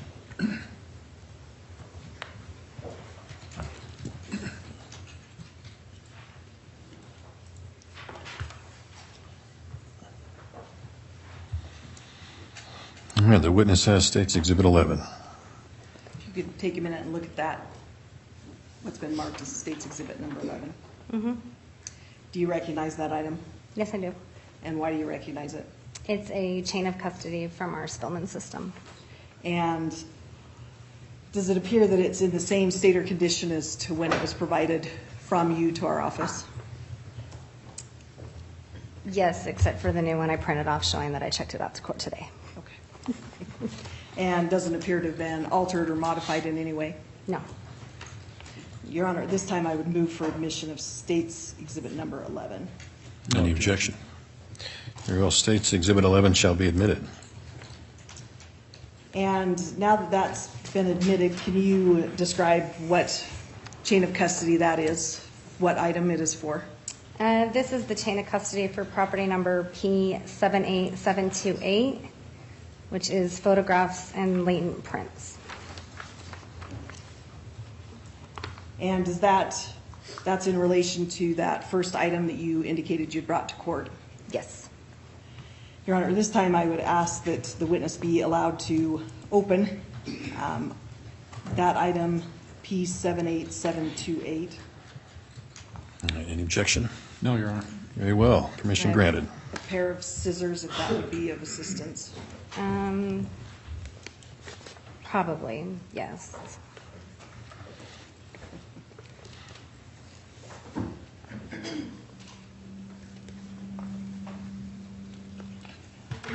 Thank you.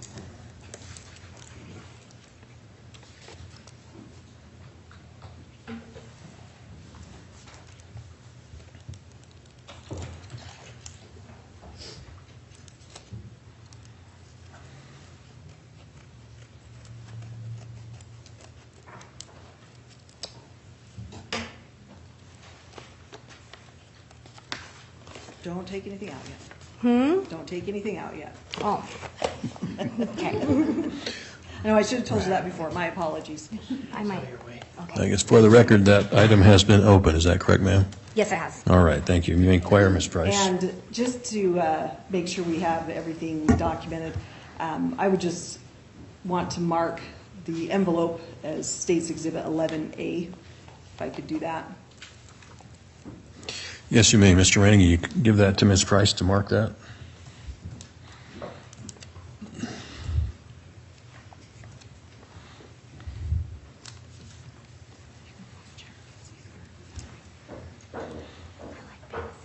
The witness has what's been marked as State's Exhibit 11A.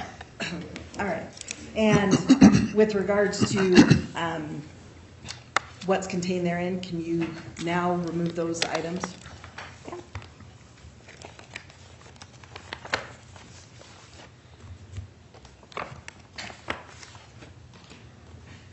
Okay. And can you describe what those items are? Photographs. And approximately how many photographs are in there? Or I guess not even approximately, how many photographs are in there?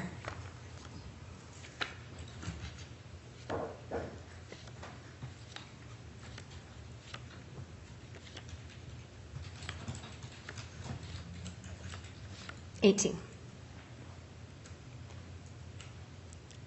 And Your Honor, at this time I would like to have those 18 photographs marked for identification purposes. Very well. Mr. Reiner, would you take those back to Ms. Price? Out or in? I'm not sure how.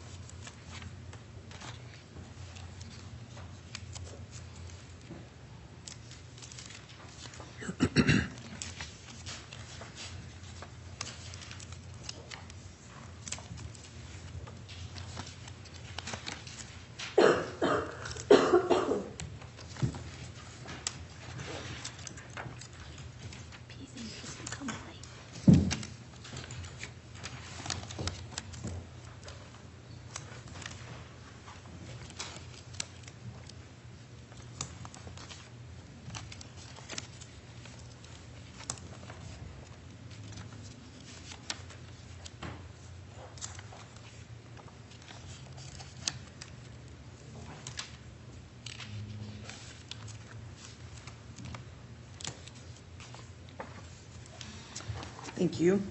I've had those marked as States Exhibit 11B, as in boy, through to States Exhibit 11S, as in Sam. I'm just asking to have those marked for identification. I don't know if you want to show those just to the defense. I want to see the exhibits that have been affixed.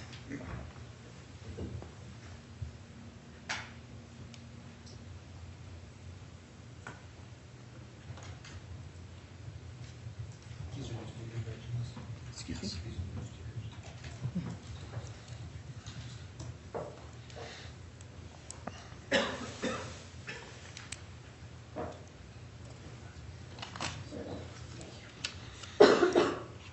Yeah, give those to the witness, Mr. Rayner.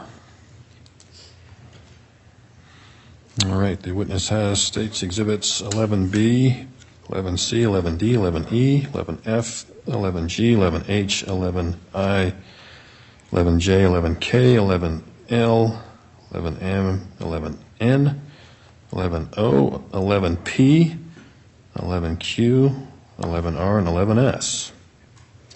And Ms. Riffle, if you could also take a look at that, what's been marked as States Exhibit 11A, the envelope. Is there any kind of problems with that envelope? Anything that appears that the evidence would have been able to fall out or No. be damaged? No. And Your Honor, at this time, the state, as noted, is just asking that these States Exhibits 11 and then 11A, Adam, through 11S, as in Sam, that they are just marked and admitted for identification purposes only at this time. And then I'll stop there and then I'll tell you the next section. I'm going to object to their admission because relevance hasn't been established yet, but certainly they've been identified. They're already marked, so. All right, well, at this point, I understand the state's just asking them to be admitted for purposes of identification only at this time. Is that correct? Correct. All right. The second request is that now that they've been at least marked for identification purposes, I don't know if the court would like to maintain custody of those for integrity purposes, or how defense counsel wants to handle that if it's put into the care of the state. I prefer they stay in the custody of the clerk at this point. All right, we can do that. And then I think, just for the record, Ms. Riffle is putting the marked exhibits back in the envelope. And then, Your Honor, can she also insert the piece that was cut off? Yes, we will.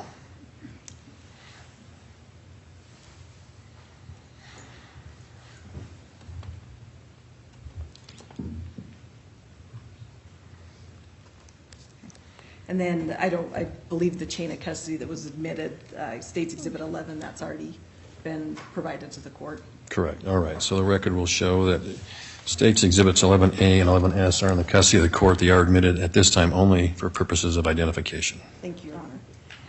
Now, Ms. Riffle, the second item that you brought, if you recall what that property number was. P162126. And I believe you previously mentioned this, but just for I guess for the record and for my possibly not hearing it, what is noted to be contained in that item of evidence? Photographs, negatives. And can you just briefly describe how you brought that to court today? I went into the system at work, found the location of it, walked back into the evidence room, pulled it out of the location, and then logged it into the Spillman system that I was taking it to court. And if I could have this exhibit that's been marked as State's Exhibit number 12 provided to the witness, please. Yes, you may. And shown to the defense counsel if necessary. Yep.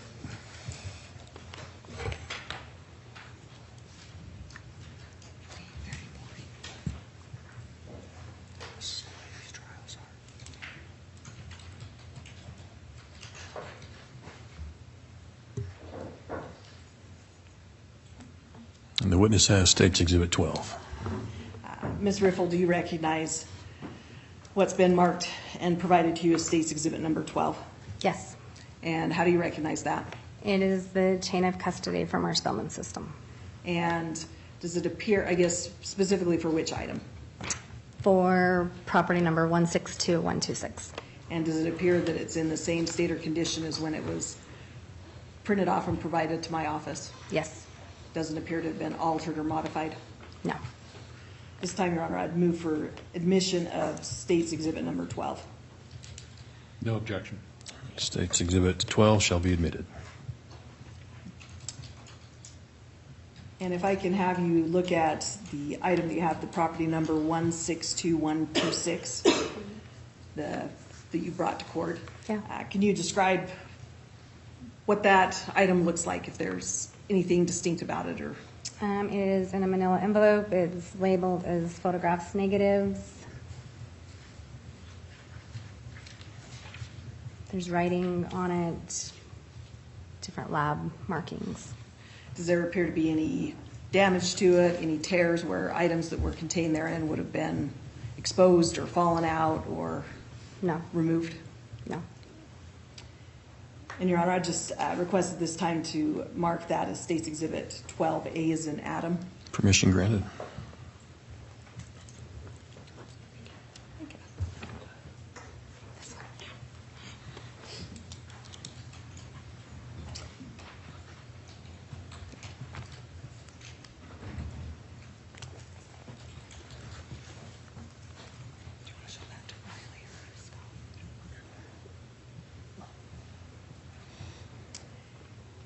And you've been provided what's now marked as State's Exhibit 12A. Could you, I guess at this time I'd request permission for the witness to open that item also, Your Honor.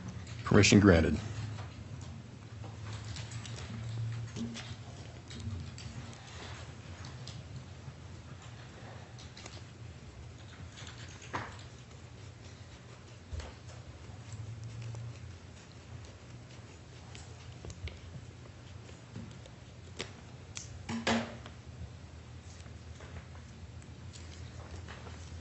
You've been able to get that open? Barely. Easier than the first one? All right. And if I could request that you remove the contents of that envelope.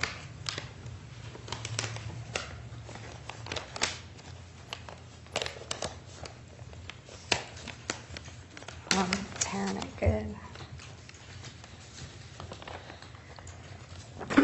Okay. All right. And just briefly, can you describe what items you removed from that envelope that's marked as 12A as in Adam? There is a fingerprint card and then another manila envelope.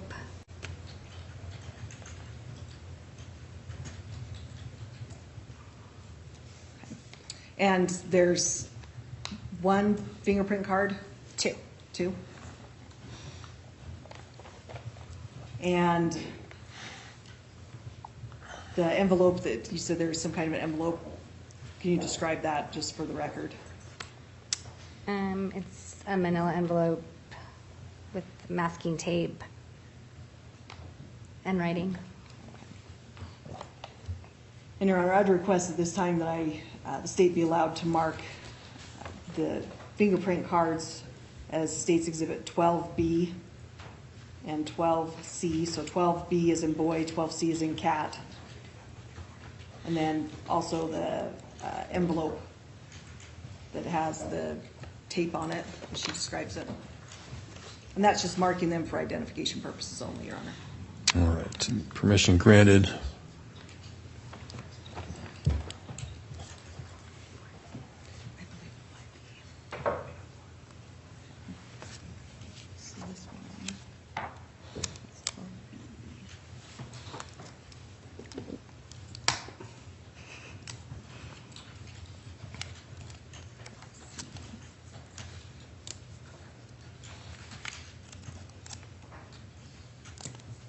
And so we've marked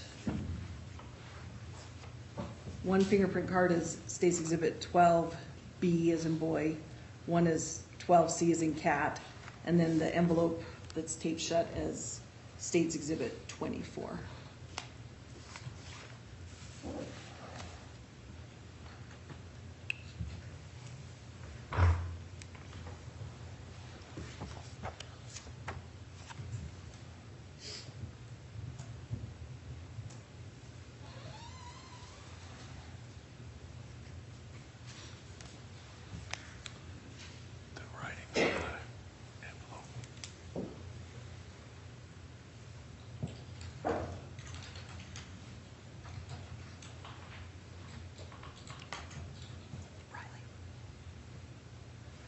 May I approach counsel for a minute, Your Honor? Certainly.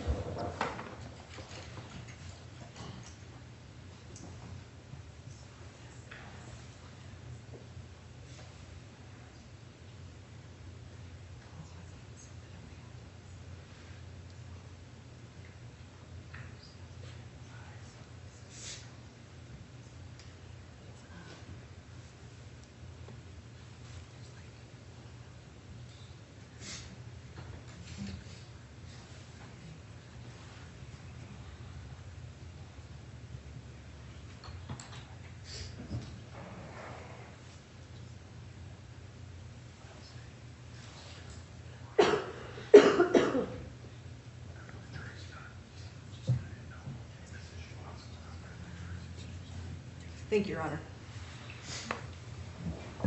Your Honor, we've been discussing one issue with the exhibit, and we'll just proceed and then take that up with the court at the end of the day. All right, which exhibit specifically? Specifically, I think it's what's been marked as State's Exhibit Number 24. Okay. All right, so at this time, however, exhibits 12A, 12B, 12C, and 24, state's asking those to be admitted for purposes of identification only at this time? Correct, Your Honor. All right, Mr. Andrew? If it's only for purposes of identification, objection's still relevant as far as full admissions. Understood, all right. So exhibits 12A, 12B, 12C, and 24 shall be admitted only for purposes of identification at this time. Thank you. And so I would just request that Ms. Riffle, if she's able, put those items back in the envelope. So I cut the one side of the envelope and then I tore the tape on the other. That's why it's open like this. And then I would just request that those be placed in the care and custody of the court at this time. Granted. Do you want this little piece in there? Yes. Yes. Please.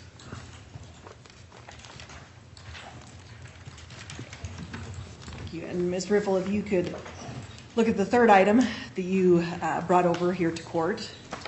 And I know you previously mentioned the property number, but could you just relay that information again? It is P74657. And what's the, I guess, writing or description about that item? It says 13 latent lift cards. And if I could have this, what's been marked as State's Exhibit Number 13, provided to the witness and shown to defense counsel. Yes, you may.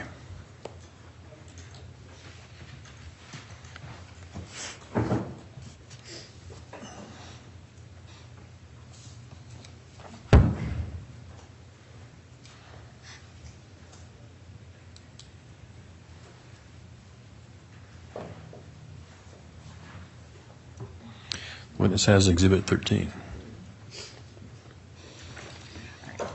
Looking at what's been marked as State's Exhibit Number 13, does that appear familiar to you? Yes, it does. And why does that appear familiar to you? It's a chain of custody from our Spellman system. And does that appear to have been altered or modified since the time you provided it to me in my office? No. And appears to be a fair and accurate copy or document that you prepared? Yes. Your Honor, at this time I would move for the admission of State's Exhibit Number 13. Any objection? No, Your Honor. State's Exhibit 13 shall be admitted. And with regards to that State's Exhibit Number 13, can you describe briefly or explain briefly to the jury what that consists of and give a kind of an overview of what it is? Okay, it's a chain of custody from a piece of evidence.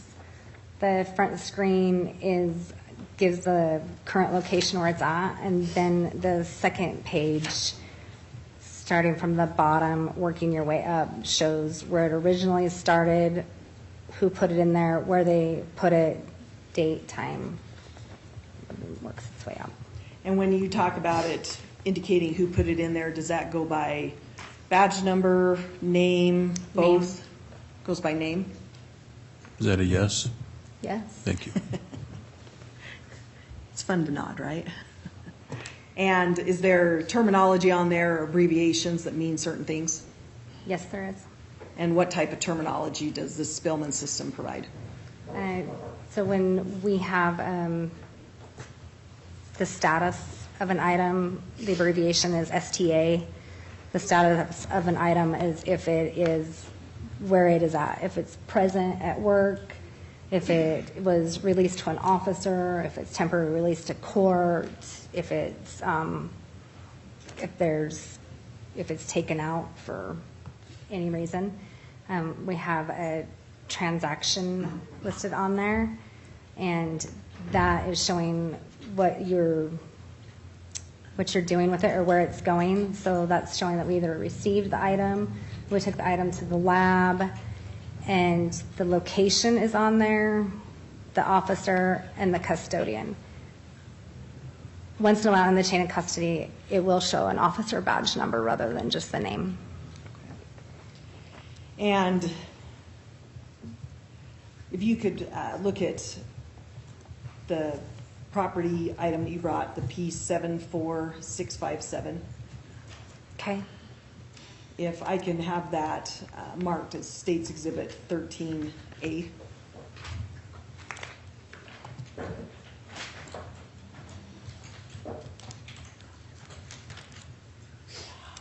Just in case.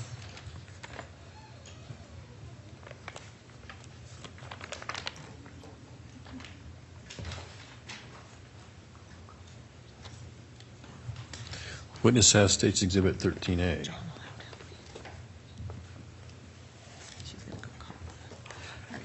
And Ms. Riffle, can you look at that, what's been marked as States Exhibit 13A as an atom, and tell me kind of the outside description of it, if there's anything that appears to have been damaged, or that there's tears or rips, or that something could have been removed or fallen out? No. And if I can request at this time to have the witness open that envelope, Your Honor. Permission granted.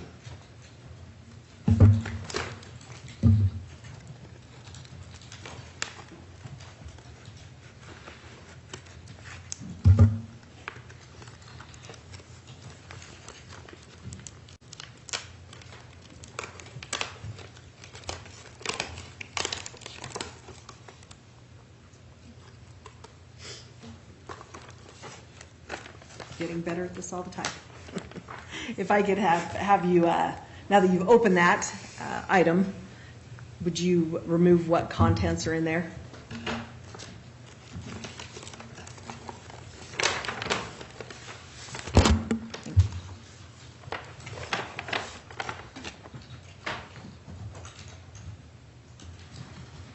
If you've been able to remove the contents, can you briefly describe what's contained therein? It's a brown paper bag with writing. And if you can open the brown paper bag and remove that content, what's contained in there? A manila envelope. And if you can open the manila envelope and remove the contents of that, please.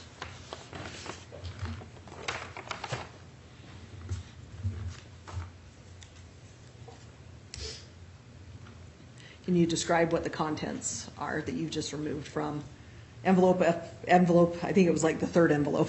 Yeah. There's another smaller envelope that says it's a microcell latent, and then the rest are latent lift cards. And how many latent print cards are there, please?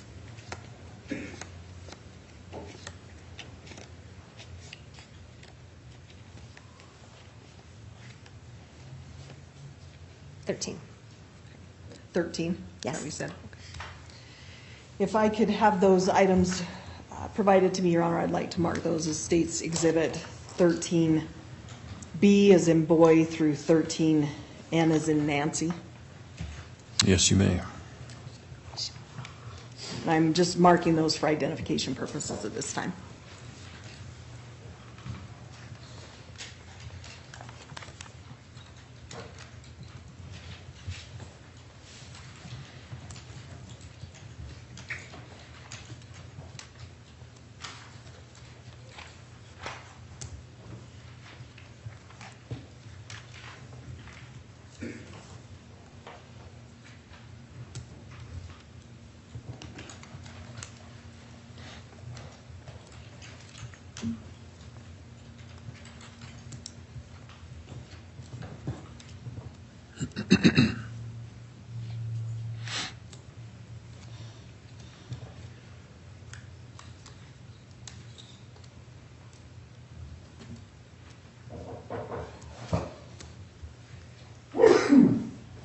Bless you.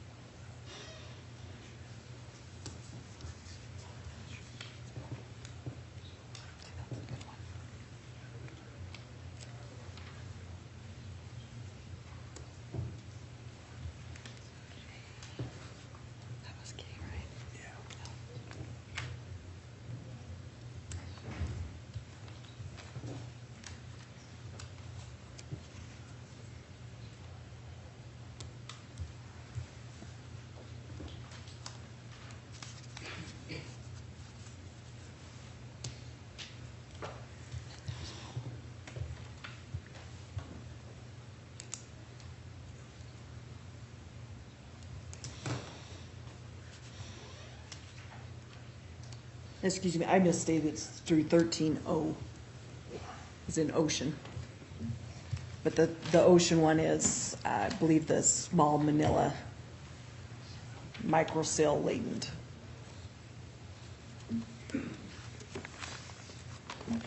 I'm handing those back to the court marshal.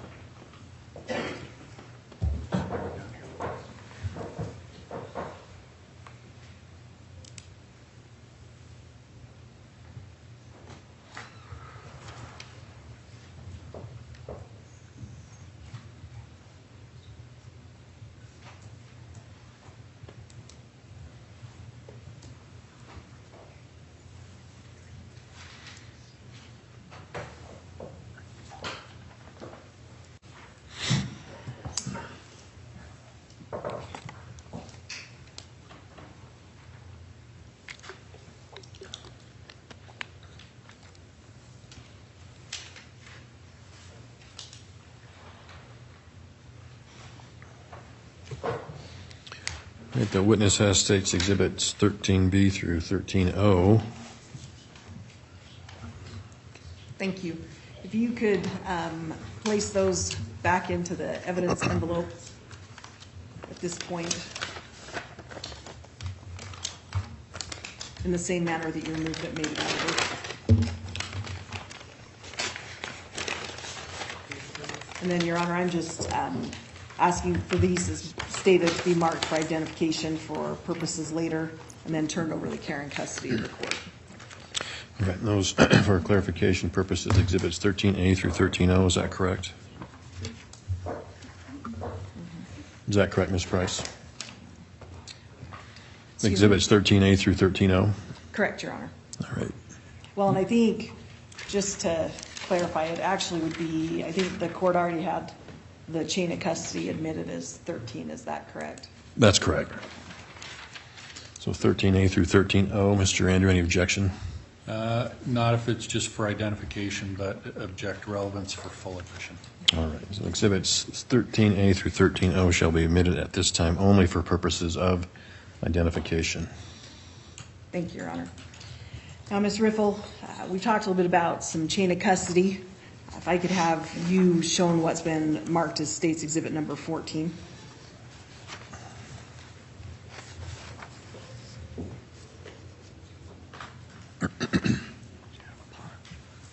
I have it, sorry.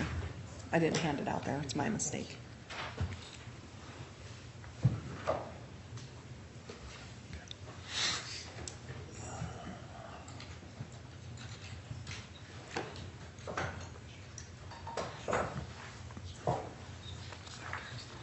The witness has State's Exhibit 14. Ms. Riffle, in looking at what's been marked as State's Exhibit number 14, if you have an opportunity to review that, does that look familiar to you? Yes, it does. And why does that look familiar to you? It's a chain of custody from our Spillman system. And were you the individual that prepared that and provided that to my office? Yes, I was. And does it appear that's been modified, altered in any manner? No. And it lists a property number that you recognize? Yes. Your Honor, I would move for admission of State's Exhibit number 14.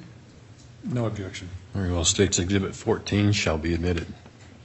Now, Ms. Riffle, in talking about that exhibit a little bit, can you describe what's contained thereon, what item of evidence it's in relation to, and the description? It is item number P74495. It's a sex crime kit, and it shows the chain of custody on it. And with regards to that item, if you're able to tell me, is that item currently in evidence at Pocatello Police Department? Yes, it is. And at some point, has that item been, I guess, transferred to different locations? Yes, it has. And can you tell that just from the chain of custody there? Yes.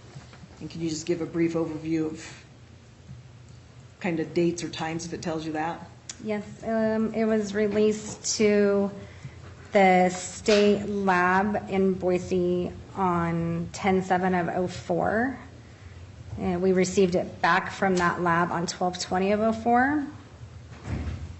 It went to the state lab again on 2/23/05. We received it back on 7/10/07. There was a correcting error that showed it was destroyed, but it was not. We actually have it. And then on 8/19/2014, it shows it was released to Matt Harris. It's just his badge number, which is 5226. Matt Harris took it to an outside lab, and we received it back from the outside lab on 10/8/2014. And when items are in evidence at the Pocatello Police Department, you indicated they're in a store, in a secure room? Yes. Have there been times where maybe, has that room always been the same room? Has things shifted? We've had a remodel where we've taken items for the remodel to add shelves, and that their location has stayed the same. But we'll take everything in our evidence rooms is located in boxes that are labeled. So we have different sizes of boxes that are labeled, A1, A2, A3, A4. All the items stay inside of the box or the container that they're in. So they may move somewhere else in the room or outside or into the other room, but they stay inside of that location of that box. So you can always hopefully keep track of it? You try? We do.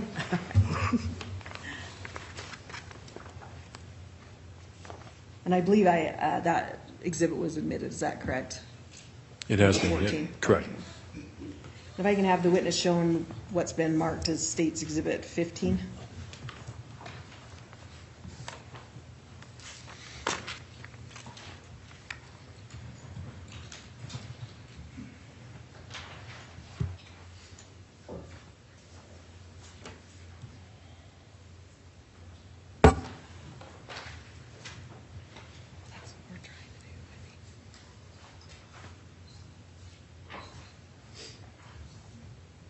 These are the ones I'm doing. Witness has State's Exhibit 15.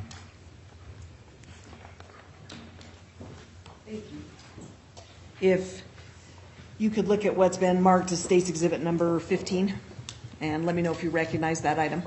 Yes, I do. And why do you recognize that item? It's a chain of custody from our Spellman system. And does it appear that it's been altered or modified in any manner from the time that you prepared it and provided it to my office? No. Your Honor, I'd move for admission, for the admission of State's Exhibit number 15. No objection. Okay, Exhibit 15 shall be admitted. Now, Ms. Riffle, if I can have you go similar to what we did with 14, a little bit more into what property number that chain of custody is for, the description, and then potentially go through and explain where that item's been. Okay. This is property number P74453. It states that it's a ring. We currently have it at the police department. This one shows that it was checked into evidence on 9/29 of 04. It was checked out to an officer, Cliff Kelly, on 10/1 of 04. He returned it back on 10/1 of 04. It went to the lab in Boise on 10/7 of 04. We received it back from the lab on Boise on 1/5 of 05. There was a location change with it. We moved it to a different area from where it had been on 1/5 of 05, the same day we got it back from the lab. And then on 6/24 of 2014, it was released to an outside agency or an outside lab. We received it back on 10/8 of 2014. And then on 10/18 of 2022, there was a location change. It just moved to a different location. And on 7/18 of 23, we had a remodel and moved it to a different location. Thank you. If I could have the witness now shown what's been marked as State's Exhibit number 16.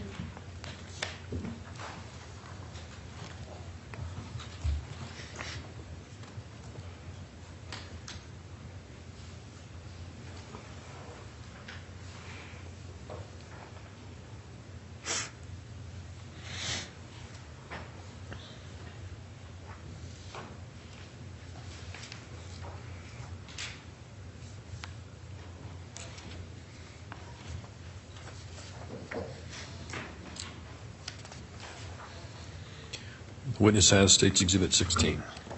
Ms. Riffle, if you could look at that item and let me know if you recognize it. Yes, it's a chain of custody from our Spellman system. And you printed that out and prepared that and provided it to my office? Yes, I did. Does it appear that it's been altered or modified in any way? No. Your Honor, at this time, I would move for admission of State's Exhibit number 16. No objection. All right, Exhibit 16 shall be admitted. Now, if you can do as we've done similarly, or what you've done, can you describe what property number and item that's in relation to? This is property number P74518. It is fingernails. We have it at the Pocatello Police Department. These were checked in on 10/1 of 2004. They went to the lab on 10/7 of 2004. We received it back from the lab, the Boise lab in Idaho. We received it back from the Idaho State lab on 12/15 of 04. It was moved to a different location on 12/15 of 04. On 6/24 of 2014, it was released to outside agency or an outside lab. We received it back from that lab on 10/8 of 2014. And on 10/18 of 22, we had the remodel. It was moved to a different location. And then there was a correcting entry. It shows that it got moved again, but it actually didn't. So it just shows the correcting entry of the current location of where it's at. And you've mentioned on a couple of these exhibits, the correcting entry. Is that just, what is that? So if we go into the system and say we put an item in like box A, and everything that is listed on our system, if it's checked or something like that, so if you actually have an item checked that shouldn't be, or if you think, if you go back and decide you want to move it somewhere else, or if you make a mistake, because we can't alter the record once we put it in. So if we make any kind of data entry mistake, we have to go in and fix it and show it a correcting entry, because we don't have access to delete or wipe anything out. So everything we do data-wise shows in there. And is that for what purpose? So you can't lie. All right. And if I can have the witness shown State's Exhibit number 17, and also shown to defense counsel.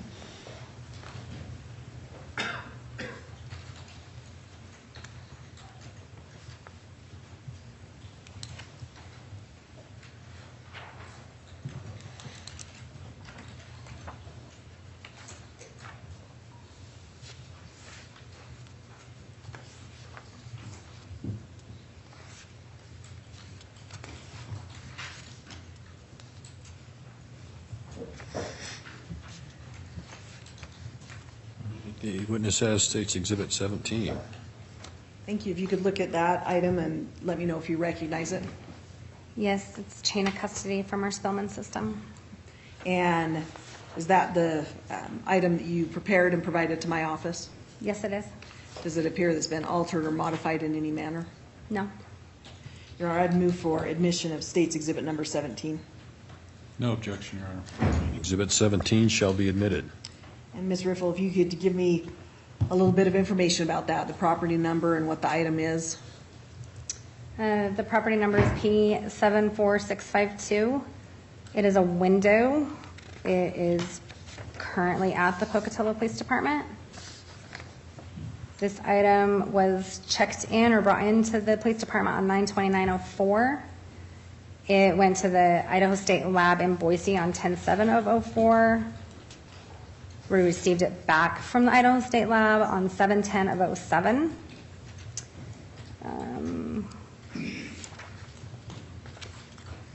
On 8/12/2014, it was released to Detective Long, which shows his badge number, which was 5207.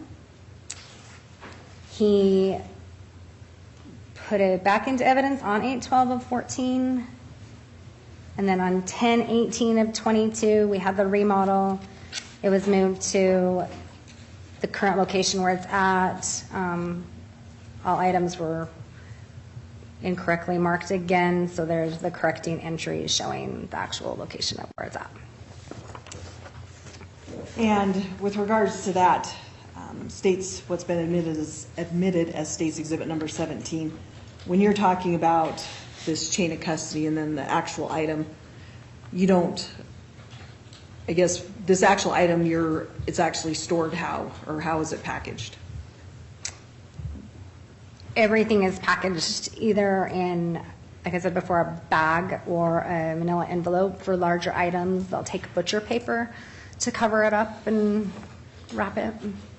And then it's stored, again, in our permanent holding area. We have shelves, boxes.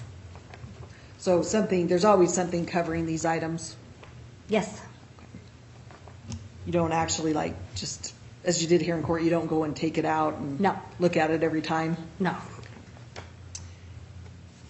And if I can have the witness shown State's Exhibit number 18?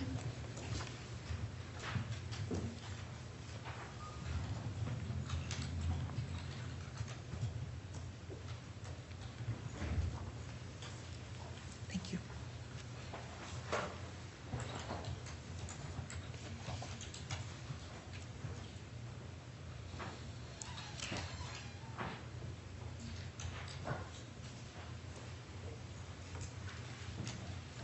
The witness has State's Exhibit 18. Thank you. If you could look at that marked exhibit and let me know if it appears familiar to you. Yes, It is a chain of custody from our Spellman system.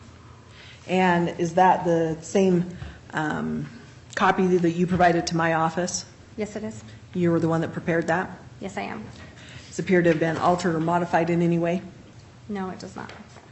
Your Honor, at this time, I would move for admission of State's Exhibit Number 18. No objection. And Exhibit 18 shall be admitted.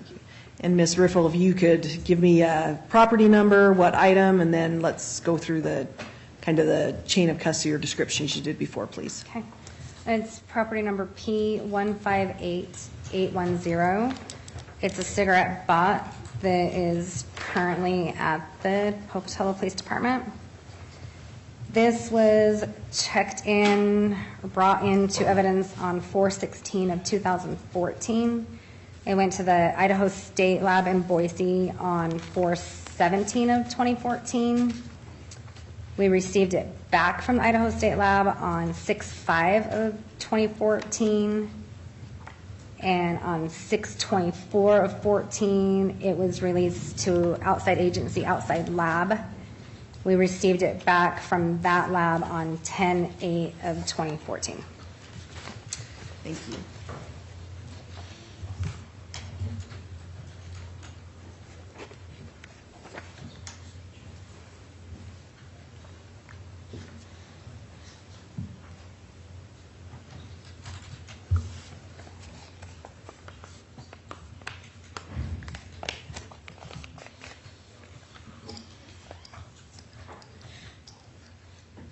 Ms. Riffle, if I can ask you a couple of questions about specifically being an evidence technician for the Pocatello Police Department. How long have you been in that position?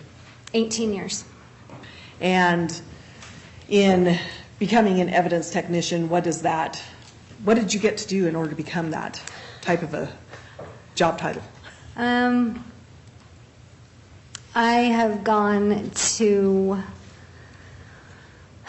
crime scene reconstruction schools, advanced crime scene reconstruction schools, homicide schools, DNA schools, photography schools.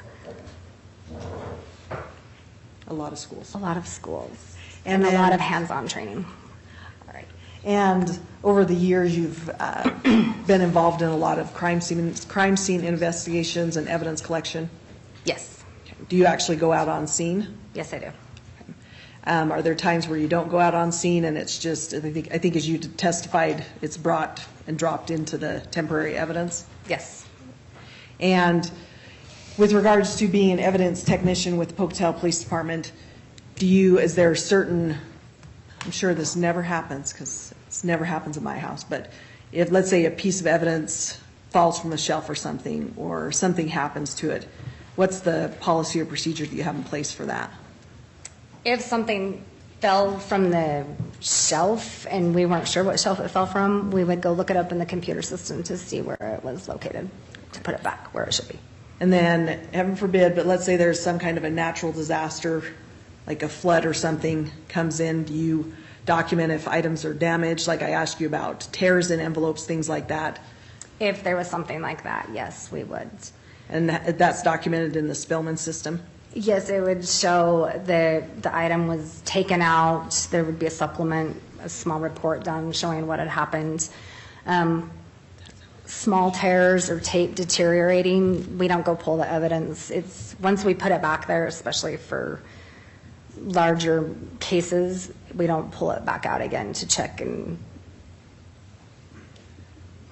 it stays there. We don't pull it out unless we have to.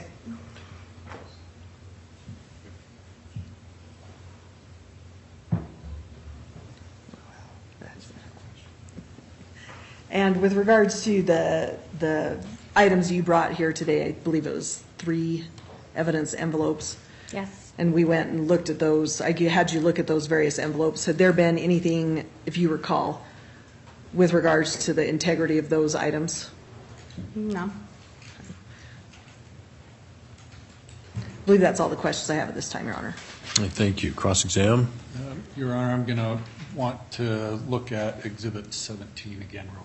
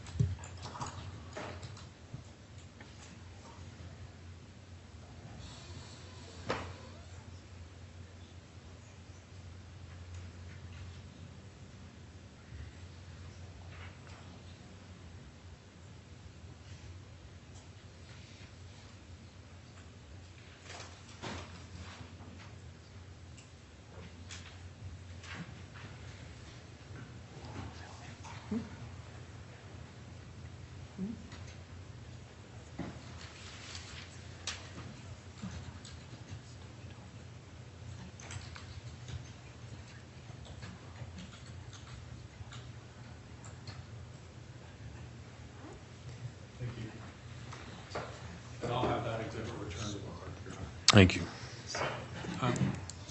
So, Ms. Riffle, when you receive a piece of evidence, you make an entry into your database, Yes, and it's called Spillman.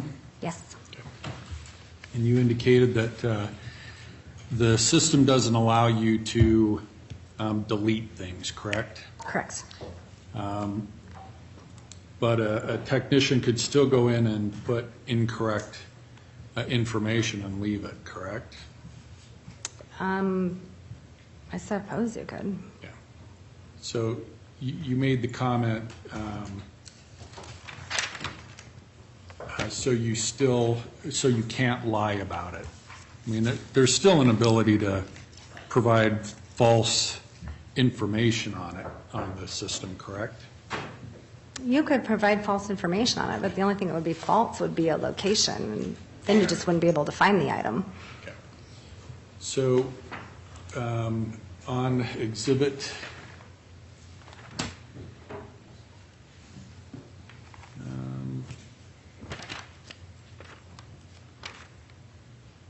there was an exhibit, you said there was an error. I think it was 14. There were a few of them that had correcting entries on them. And When we had our remodel of our evidence rooms, we try to keep all of the cases together in one location. So all the items for one particular case, we want to just keep it together rather than scattered everywhere. I personally had gone in, marked it in a different location, realized immediately I put it in a different location, and I had to go back in and make the correction and so those are the error to show the correction. current location. It was a location error of where the item actually was. Okay. So your testimony is the error correction was just location? Yes. You talked about evidence, so is there more evidence that is in your care on this case than just stuff that custody records were introduced today? Yes, there is. I know that was a long question, so I hope it made sense. Yes, it did. So, for instance, if there was a doorknob collected, you would have that? Yes. Do you recall if there was one? I don't recall if there was a doorknob, but possibly. There's a lot of evidence on this case. And if there were other swabs or things collected on this case, they should have come to you? They would come to me or my partner. Okay. And who is your partner? My partner right now is named Aida Lopez. Okay. Back when these items first came in, who was working as evidence technicians? In 2004, Yes. Tim Hillebrandt was the evidence tech. And I'm not sure if Dee Williams was in there or not yet. Okay. When did Dee start? Dee? Yes. I'm not sure of the date she started. She started in evidence before I did.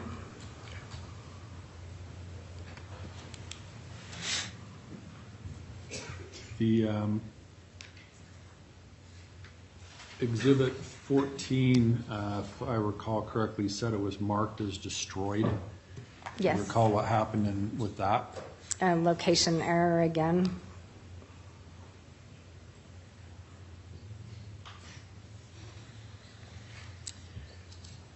And then you talked about envelopes, you said bags, and then sometimes plastic bags. Are there bags that are, evidence comes in that are bags other than plastic?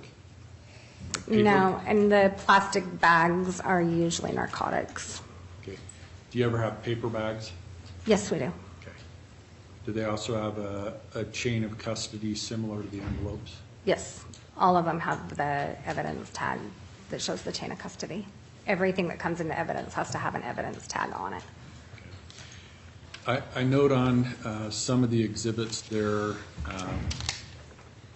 the items that are actually contained in the envelope have handwriting. Would that ever be your handwriting on those items? No.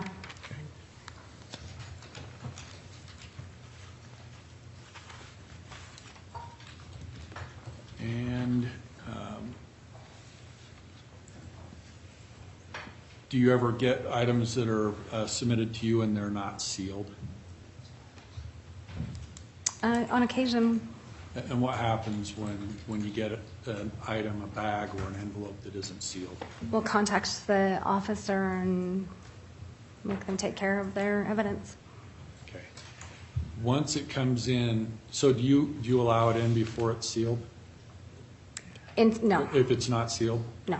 Okay. Would it be safe to say you have no idea what's happened to it before it comes to you? That's in most correct. cases? And you don't know what people do with it after you check it out to them? No, I don't. Okay. Other than your record saying the purpose of it being checked out, you really don't know what's happened to it, correct? Unless I am staying with the evidence. I'm certain, if there, certain cases, if they're pulling a large amount of evidence to look at, then Aida and I will stay in the room with the detective or officer. In those cases, is it checked out to them, but you stay present with it? Or Yes. you just, okay. Like, there was a reference, at least on one exhibit, to the state lab. Once it's checked out to somebody for the purpose of the state lab, do you ever deal with those? No, Not until it comes back? not until if it comes back. Yes. Let's make sure we're not talking over one another, okay? Okay. Thank you. Anything else? I have no further questions, Your Honor. All right, Ms. Price, any redirect? None, Your Honor. Very well. May this witness be excused, counsel?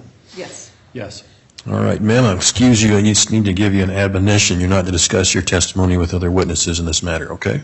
Yes. All right, thank you. You may step down.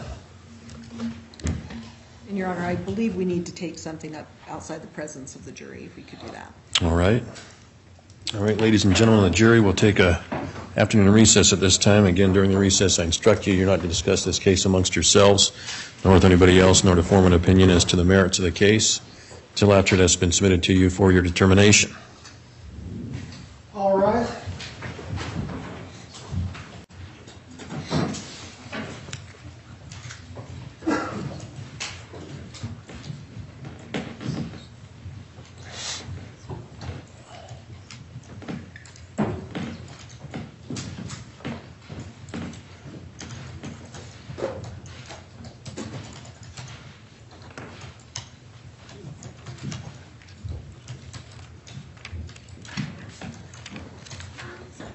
Please be seated.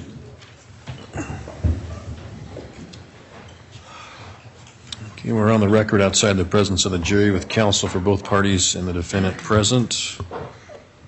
And what's the issue, Ms. Price? Your Honor, with regards to the, I believe it's 12B and 12C that were marked for identification purposes, those are the 10 print or fingerprint cards. And there, I believe, we discussed this a little bit just before lunch, but there's potentially information on there that might need to be redacted. I know that Mr. Fry, I believe I talked a little bit to him about this, he hadn't had, and well, all of defense counsel hadn't had a chance to see the original. And so there's just concerns there might be 404B that might need to be redacted, but I also don't want to affect the integrity of the evidence, but I think we needed to address that before the next witnesses were put on, Your Honor. Okay. And then do you know what you want to do with 24 because it's sealed? I don't know if we should be opening that up to look at it or. Yeah. I just, like I told you, as far as I'm aware, because I think Judge probably looked at it and it was like 12 pages and it's not anything that was, it's related to this, but it's not related to it. So, but I have to keep the integrity, so I don't know if we want to talk to the court about that or Well, is it a matter of 24 is marked for identification, but you don't admit it? That's correct. So, But I let's just keep do the that. integrity. Yeah. Your Honor, there's in exhibit, there was exhibit 12B, 12C, and also in that envelope was exhibit 24. And as you'll note from the handwriting on there, there were items that were not considered at the preliminary hearing. I'm going to let Ms. Price discuss that further as far as what happened with that exhibit. But I think what we're in agreement on, or what we understand, is that state's not going to offer that. It's marked because it's inside the envelope, but I don't think they intend to offer it, so we don't need to open it or deal with it. All right, that's Exhibit 24, correct? Correct. Correct. All right, well, as far as Exhibits 12B and 12C, then, is there an agreement as to what needs to be redacted? No. I think we need to look need to at it, and talk. I can show you where it's at, but Sure. Yeah. The easiest way to do it is just copy it, redact it, and then substitute that to what goes back to the jury. just black it out. Yeah. If we can have a brief minute to look at what the writing is, or the, What I'm looking at it, redacting. yes. That's the easiest way to do it. It would be helpful if we all I'd rather just redact it. see what we're doing. Sure. Sidebar. Jury's here, so.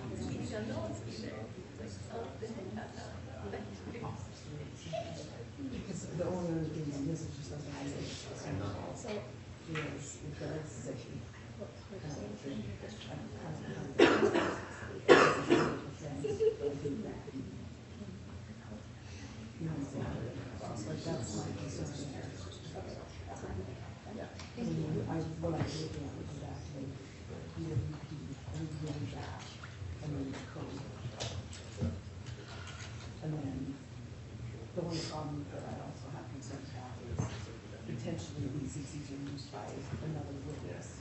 Because these go stand, so they do criminal identification, and then they print them. So. The problem would be that if you, we're gonna have to redact.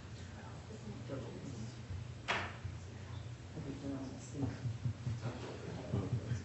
Why don't we do this? I'm going to take a photocopy of these exhibits, and then redacting is necessary, and have those in that order. It's acceptable. Have the redacted substitute. Because I would, Because I do our copy color, one color copies. I would agree, rather than go to UI, data offense. So if you want to protect the integrity of the original, we take a photocopy of that redacted, we usually redact on the photocopy and substitute for the. I want to make sure I'm understanding. Sometimes, No, I don't know, even if you. no, wouldn't be the same. Do the color photo, but they're not going to know any different. That's why I'm saying, the bands are, well, just as a fence, it doesn't say red. So these are what's always on your fingerprint card. Whether you're coming in, because when I was fingerprinting for law school,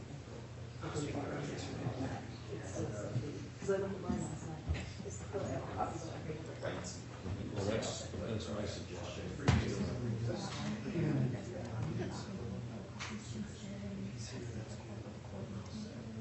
Somebody would have to. Because I don't. We'll waive our charge to the state that. So we can keep that to the day.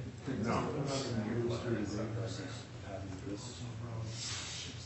Photocopy the Yes, front, why not? and then we'll fix Well, both of them. no, the problem is this. Your witnesses say, yeah, mine is on the and then that's the date they prepare. So these are. We're having justifying for it. Yeah. And I, because I'm not. Subject to redaction. Just tell them that they're not the same. Because we're not sending out what they would agree. With this subject to redaction. Subject to redaction, Your Honor, we have no issue.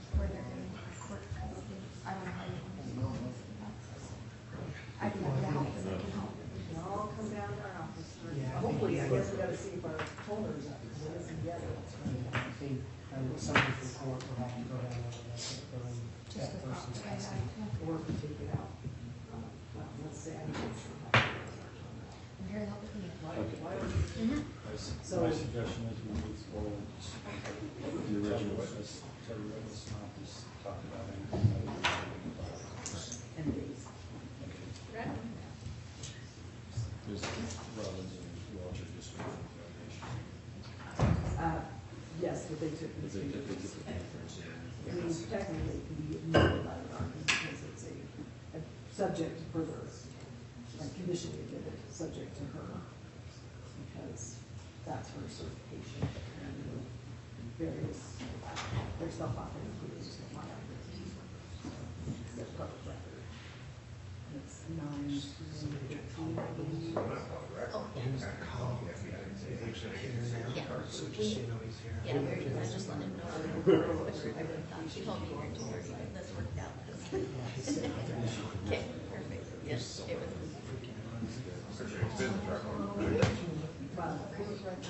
I mean, I've got, Yeah, I was trying to let him know, like, so I can just, like, well, I knew I've already told him, like, oh, like, in the middle of don't something, talk about this. just in case. Don't talk about how that was indicated this morning. He's gone down to the sheriff's Yeah, office. they're going to talk about they got arrested, talk about fences. The only thing they'll talk about is the video. They did, yeah, that's fine. They were arrested with that sort of offense. Yeah. We're talking about. I guess when they.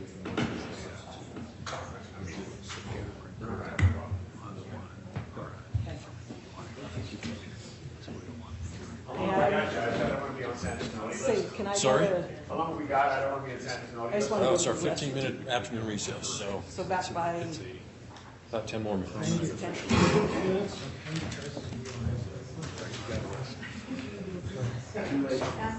That's what those cards are. All I have is one of those oats and honey bars. I've never shown any interest in it so far. Because you're pulling to me. I had her send Lloyd. And since I have more years on you, my girl. Like, I don't know. But Ed never pulled it. They don't make it.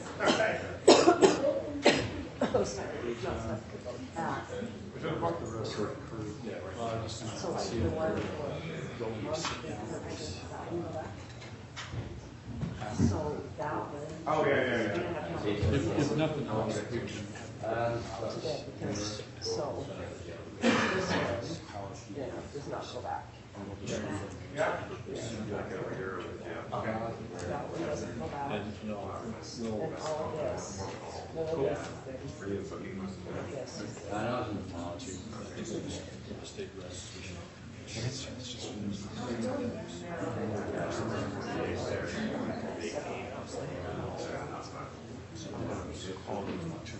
File folder or something. You can be on the hall.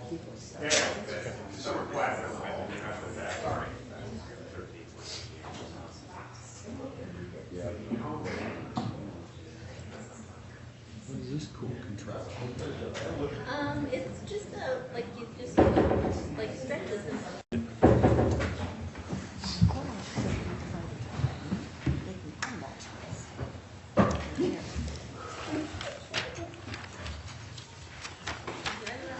Okay, we are back on the record. State's counsel, defense counsel, and defendant are present. We are outside the presence of the jury. We're set on exhibits 12B and 12C. Again, Ms. Price, you're clear the witnesses won't refer to any of the contents on that were discussed that would not be allowed. I have discussed that with them, Your Honor. All right, and then after they testify, we can work Monday on getting the exhibit substituted with a redacted copy. And Your Honor, I recognize just now that we talked about this off the record, but the issue was with exhibits 12B and 12C, there was certain information on the back of those cards about dates and an offense, and so what we're trying to do, my understanding is we're going to go forward with the original exhibits with the warning of officers not to testify about the contents of those 2 items, and then we'll fix it, the exhibits. Correct. Date of offense and the listed offense. That's my understanding, Ms. Price. The witnesses have been informed not to mention either of those, correct? They'll say the date, but not say date of offense, Your Honor. That's my point, yeah. Date of offense, Or quote what the unquote. offense is. All right. We good then, counsel? Yes.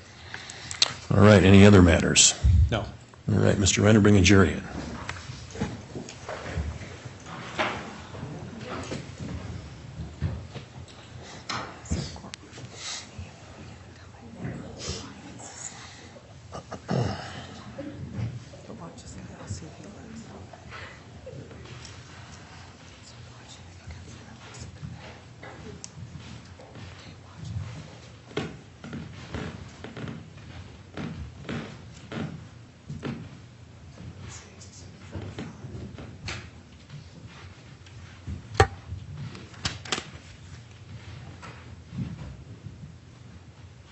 Please be seated.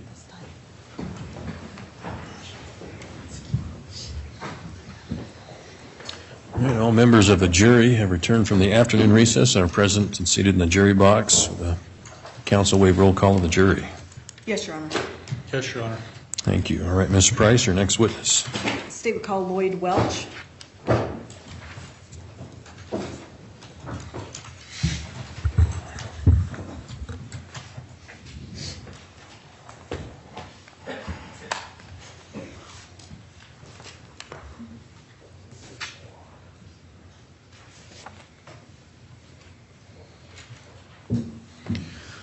All right, sir, if you would come up here into the well, stand in front of Ms. Holm here to my right, and raise your right hand to be sworn. You solemnly swear the testimony you're about to give shall be the truth, the whole truth, and nothing but the truth, so help you God? And have a seat in the witness box, please.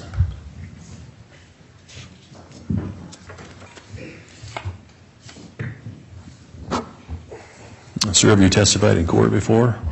Yes. All right, you understand the ground rules? Yes, sir. Very well. You may inquire, Ms. Price. Thank you. Could you please state your first and last name and spell them both into the record? Yep, it's Lloyd Welch, Lloyd-W-E-L-C-H. And what's your current profession? I do contract security for the government. And how long have you been doing that? Just started my 8th year. And at some point, did you have an opportunity to work for the Bannock County Sheriff's Office? Yes. And do you recall approximately when that was? I believe 2003 through 2007, May of 2007, I believe.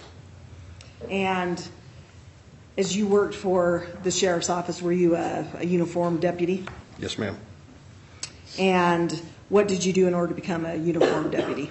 I had to complete the post training, and then I did that through the ISU program in 2002 and graduated in 2003, and then got hired on at the Sheriff's Department, I believe, in April of 2003. And when you say post, do you recall what that stands for? Peace Officer Standards and Training. And then after you went through post and were hired on at the Sheriff's Office, do you do or receive actual physical on-site training with the Sheriff's Office? Yes. And is it, I guess, a field training officer that does that? Yes. And as you're working at the Sheriff's Office, is one of your job duties to take fingerprints or roll prints? Yes. And can you describe what that means to roll prints? Basically, you use the machine, I believe was called a live scan, and you take the individual who needs to be fingerprinted, and you take all the digits, individually roll them, and which means capturing the fingerprint on the scan screen. And is that, I'm imagining in my mind, is that like kind of like a photocopier? Yes. When you're saying scan? Yeah, that's a good description, yeah. And when you are fingerprinting somebody and using this, I think you called it live scan, is there I guess with regards to obtaining or doing somebody's fingerprints, is there any indication as to if you did it correctly or incorrectly? Yes. Can you describe that? Yeah, you would capture a digit and it would give you a pass or fail before you could move on to another digit. I believe that's, I don't know, I can't remember exactly if it gave you a score or just a pass or fail.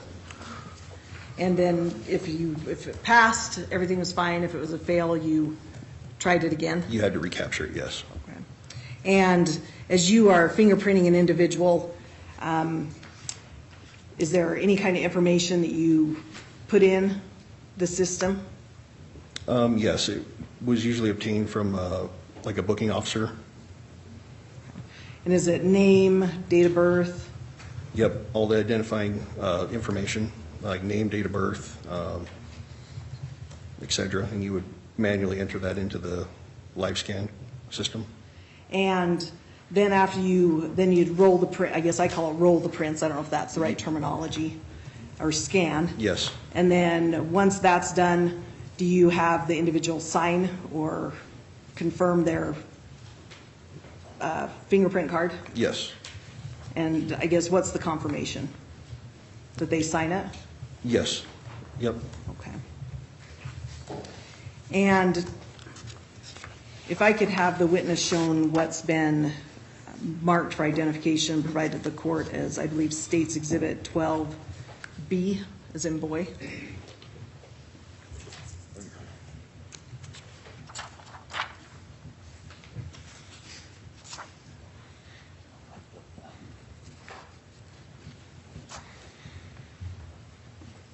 All right, the witness has State's Exhibit 12B. And if you could look at that exhibit and let me know if that appears familiar to you. Yes, ma'am. And why does that appear familiar to you? It's a standard fingerprint card that we use every day in our job. And do you know if you were the individual that prepared that card? Yes, it's got my name right here. And so when you are... And sir, you said right here, where's your name on the document? Right here. He's indicating he's facing towards the attorneys. It's on the left center. Left-hand side of the card, I don't know if yes. that helps. All right, thank you. And do you know on what date you prepared that or rolled those prints? January 30th of 2007. And who was the individual that you rolled prints for on that date of 2007? Ralph Roy Compher.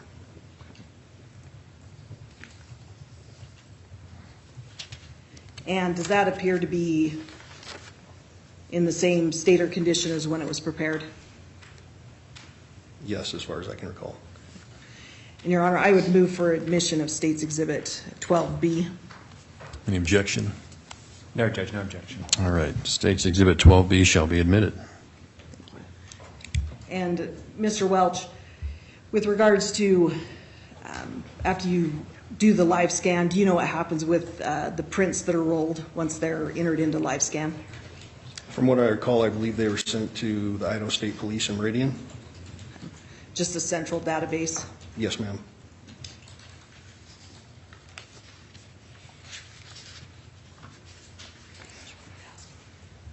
I don't believe I have further questions this time, Your Honor. Thank you, Ms. Price. Mr. Fry, cross-examination. I just have a few questions, Judge. Go ahead.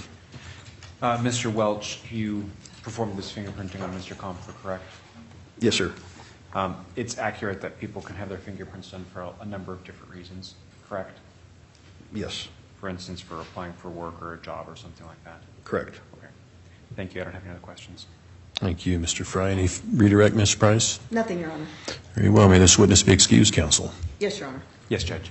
All right, sir, I'm going to excuse you. However, leave you with this admonition. You're not to discuss your testimony with any other witnesses in this matter, okay? Yes, sir. Thank you, sir. You may step down.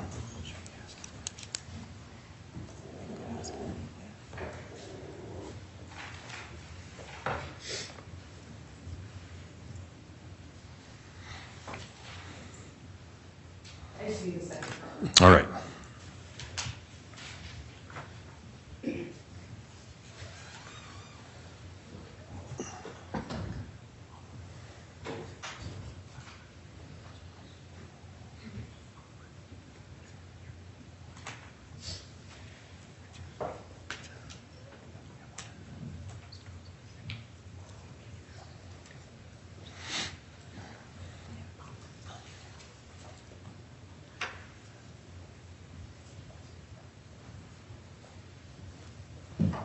Your Honor, sorry about that. It's all right.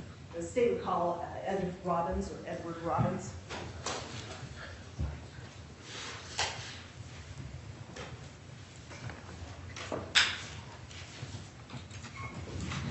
All right, sir, if you would come forward to the bench to my right, raise your right hand to be sworn by Ms. Hall. Do you solemnly swear testimony about to give shall be the truth, the whole truth, and nothing but the truth, so help you God? Yes. Thank you. Have a seat in the witness box.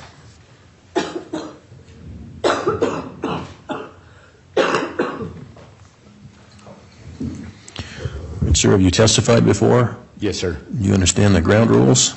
Yes, sir. Very well. You may inquire, Ms. Price. Thank you. Could you please state your first and last name and spell them both for the record?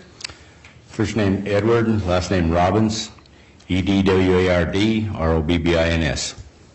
And who's your employer? Bannock County Sheriff's Office, And how long you've been with that agency? 15 years. And tell me a little bit about how you were, what you did in order to become a peace officer in the state of Idaho. When I became a peace officer in the state of Idaho, I went to post for detention, then I went to post for patrol, and I'm currently working as a juvenile court resource officer. Tongue twister. Yes. And with regards to working for the sheriff's office, did you ever work out at the actual sheriff's office in their facility? I worked back in detention. And as part of your job duties, would you fingerprint individuals that came to the sheriff's office to get fingerprints for jobs and such? I wouldn't do that. I only did the ones that came in on charges and back in the jail. But you would roll prints? Yes. All right. And in rolling prints, how did you do that? First off, I would get, once they'd been booked in, I would take that booking, get a card, have the inmate sign it. Of course, I had already assigned into the machine because it wasn't an ink machine. It was actually like a computer. So you just add a little water on their hands, let them rub together. Then you'd roll their prints one at a time, starting with their index finger, roll all their fingers, then roll their thumb. Then you'd do all 4 fingers at once. After that was completed, then you'd do the palm and then the knife blade of the hand. And Judge, may we approach for a moment? Yes.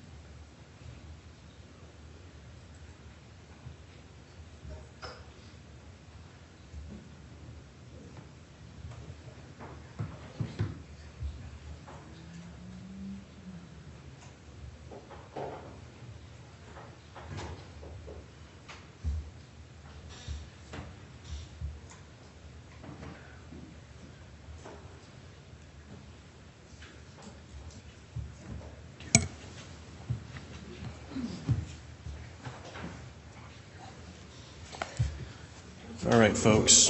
I know you woke up today and didn't realize I'd help you get your 10,000 steps in today. I'm going to take a really quick recess, I promise, when we take something up. So during the recess, again, I instruct you, you're not to discuss this case amongst yourselves, nor with anybody else, nor to form an opinion as to the merits of the case until after it has been submitted to you for your determination. All rise.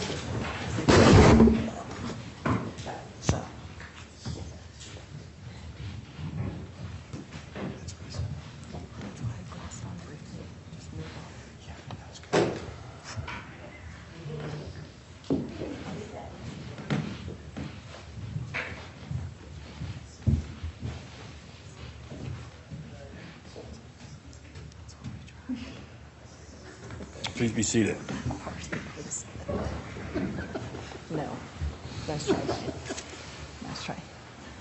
All right, we're on the record outside the presence of the jury, the counsel for the state and the defendants, and the defendant present in the courtroom.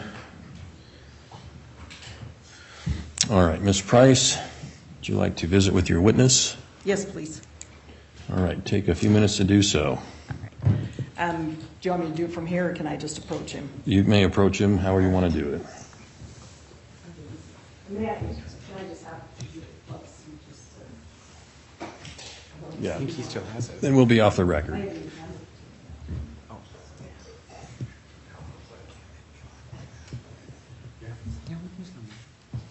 Jury, state's counsel, defense counsel, and defendant are all present. Well, Mr. Proctor, we were off the record when you stated that you and Mr. Fry, Mr. Andrew, were wanting to propose a limiting instruction, but at a later time. Is that correct? Yes, sir. It won't pop out if it's part of the general body of instructions. Something like, you may have heard testimony that Mr. Compher had contacts with law enforcement at other times. You are to disregard that. This should not be part of your deliberation. Something like that. All right. And if you want to work, you don't want it as a written instruction with the post-proof instructions, is that what you stated? No, we'll have it with the post-proof Okay. instruction, Judge. We don't need to do it now. Okay, yeah, so prepare a draft of that. We'll discuss that with the instruction conference. All right, and while we're on the issue of instructions, Mr. Radford did last week, I believe, prepare an instruction related to Mr. Cushman's testimony. Have you looked at that, counsel? I've reviewed Mr. Radford's instruction. I believe it was 315. It was actually Ms. Price's instruction.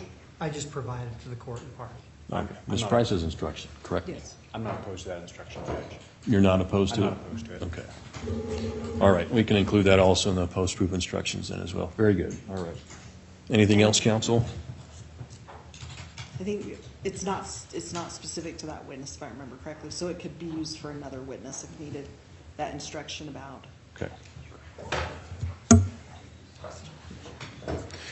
Okay, bring the jury in, Mr. Rainer.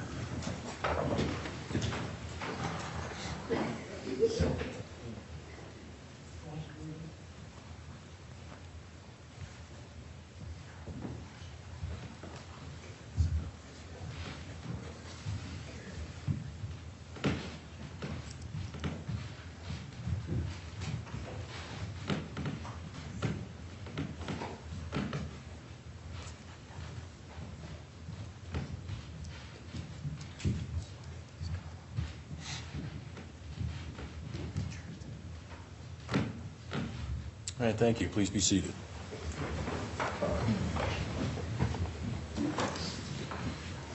Okay, all members of the jury have returned from the recess and are seated in the jury box in the courtroom. Parties waive roll call. Yes, Your Honor. Yes. All right, Ms. Price, you may continue. Thank you. Deputy Robbins, sorry about that. I have to ask you a question off the record. Now, with regards to, you're talking about rolling the prints or taking the fingerprints on some type of a machine?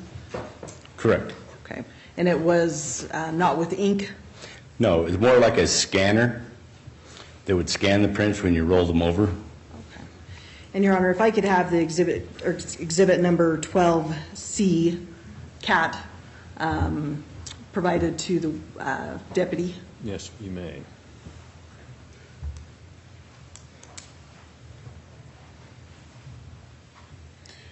The witness has Exhibit 12C.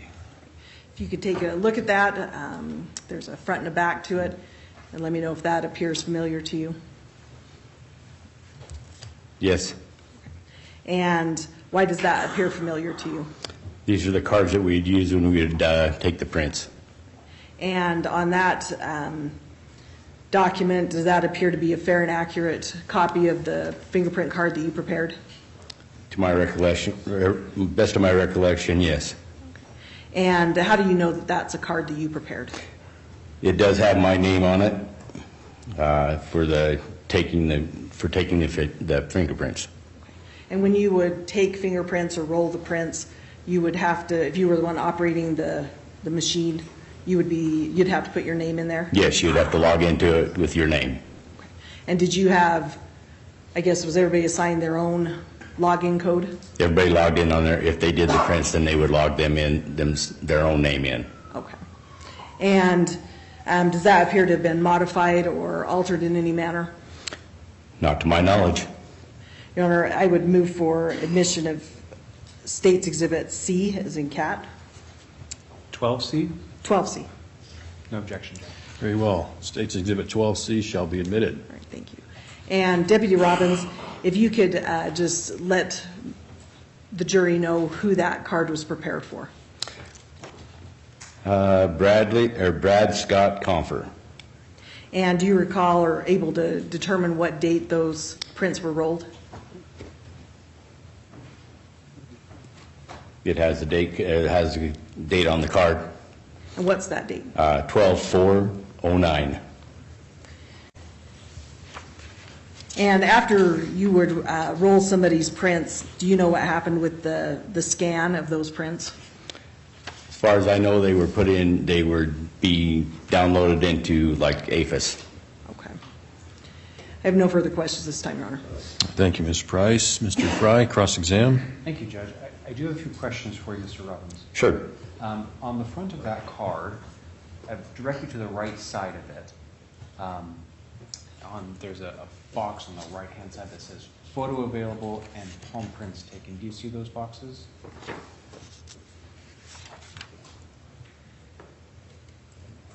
Yes. And I'm looking on a PDF, so I'm not sure if I'm looking at the front of the card or the back of the card. But you see where those boxes are listed on the card? Yes. And marked next to the palm prints taken, there's an X. Is that accurate? Correct. Now, on the front of that card, I suppose, where the actual prints are, those prints are only of the fingers. Is that accurate? That is correct. Where is the palm print, then, that's associated with this card? They are printed out and put with the booking sheet. So this is really more of a cover sheet rather than the actual evidentiary value of the print. Is that accurate? To be honest with you, I can't tell you. Okay. No other questions, Judge? Thank you. Any redirect, Ms. Price? No, Your Honor. Very well. May this witness be excused, counsel? Yes, Your Honor. Yes, sir. All right, sir, I'm going to excuse you, but I need to leave you with an admonition. You're not to discuss your testimony with any other witnesses in this matter, okay? Okay. Thank you, sir. Let me step down.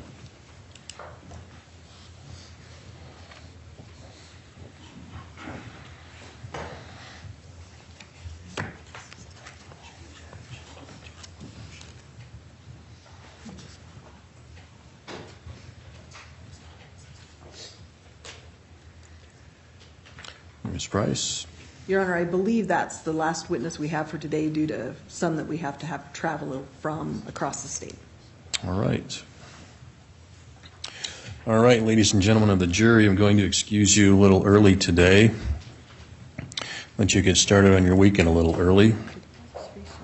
And on Monday, I'm going to give you a little bit more of a break. We'll have you come back here at 10:45 in the morning, not 9 o'clock. So be back here by 10:45 a.m. in the morning. We'll start at 11 o'clock on Monday, okay? All right, we are moving along, so everything's going well. All right, folks, again, I'll leave you with my common admonition. Do not discuss this case amongst yourselves, nor with anybody else, nor form an opinion as to the merits of the case until after the case has been submitted to you for your determination. Again, I'll be back here by 10:45 a.m. Monday morning. Enjoy your weekend. All rise.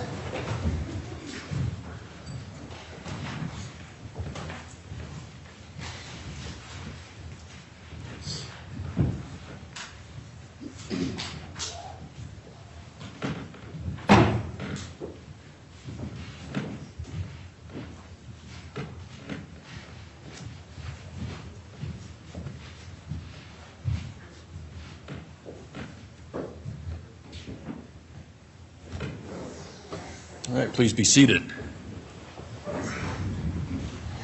All right, we're on the record outside the presence of the jury, which the court has excused for the evening recess and for the weekend. Counsel and party defendant is present. All right, so we met in chambers before we started this afternoon. Parties gave the court a roadmap as to where we're going next week. We talked about Maria Igurin and redacting her transcript. I asked the parties to review that in case we need to use that Monday afternoon. And the parties were going to also, I guess we need to work on the issue with Mr. Cushman and Exhibit KKK for the defense. I looked at that email briefly, so Triple K. And so we can take that matter up as well Monday morning. And the parties or the attorneys are going to be working on making sure that transcript for Ms. Igurin is redacted or proposed redactions for the court to review and finalize in case we need it, correct? Correct, Your Honor. I think we're going to try and meet right now since we've got time left in the day. My proposal is going to be that we provide you a copy that's highlighted so you can actually read what we're asking to be redacted.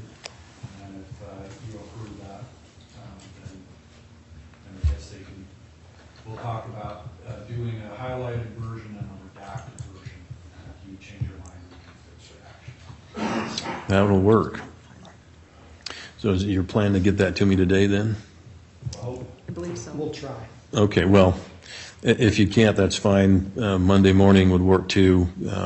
I'll be here usually by 8 or 8:30, so if you want to bring that proposed redacted copy with the highlights to me, I'll look at it and we can get that taken care of Monday morning before we start at 11 o'clock.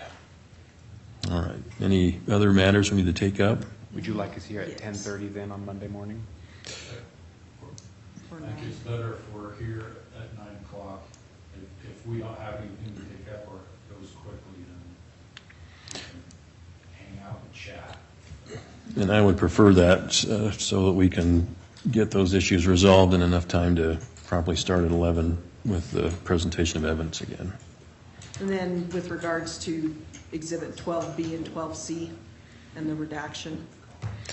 Yes, we can do that Monday too. If you want, Ms. Torres has offered to help assist all of you in getting the redacted or substitute copies for Exhibits 12B and 12C. So she'd be happy to join all of you or two of you to get that done Monday. Okay. Yes, sir. All right. Very well. Everybody have a good weekend. We'll be in recess.